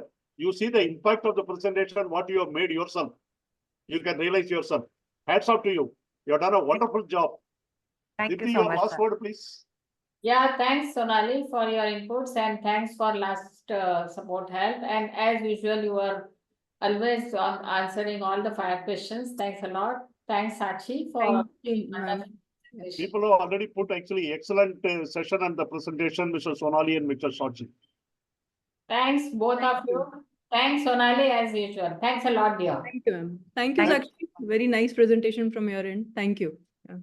Okay, Thanks, everyone. with this we close the session. Yeah. We meet yet another See you session all the next next week. week. See you Okay, all thanks a next lot. week.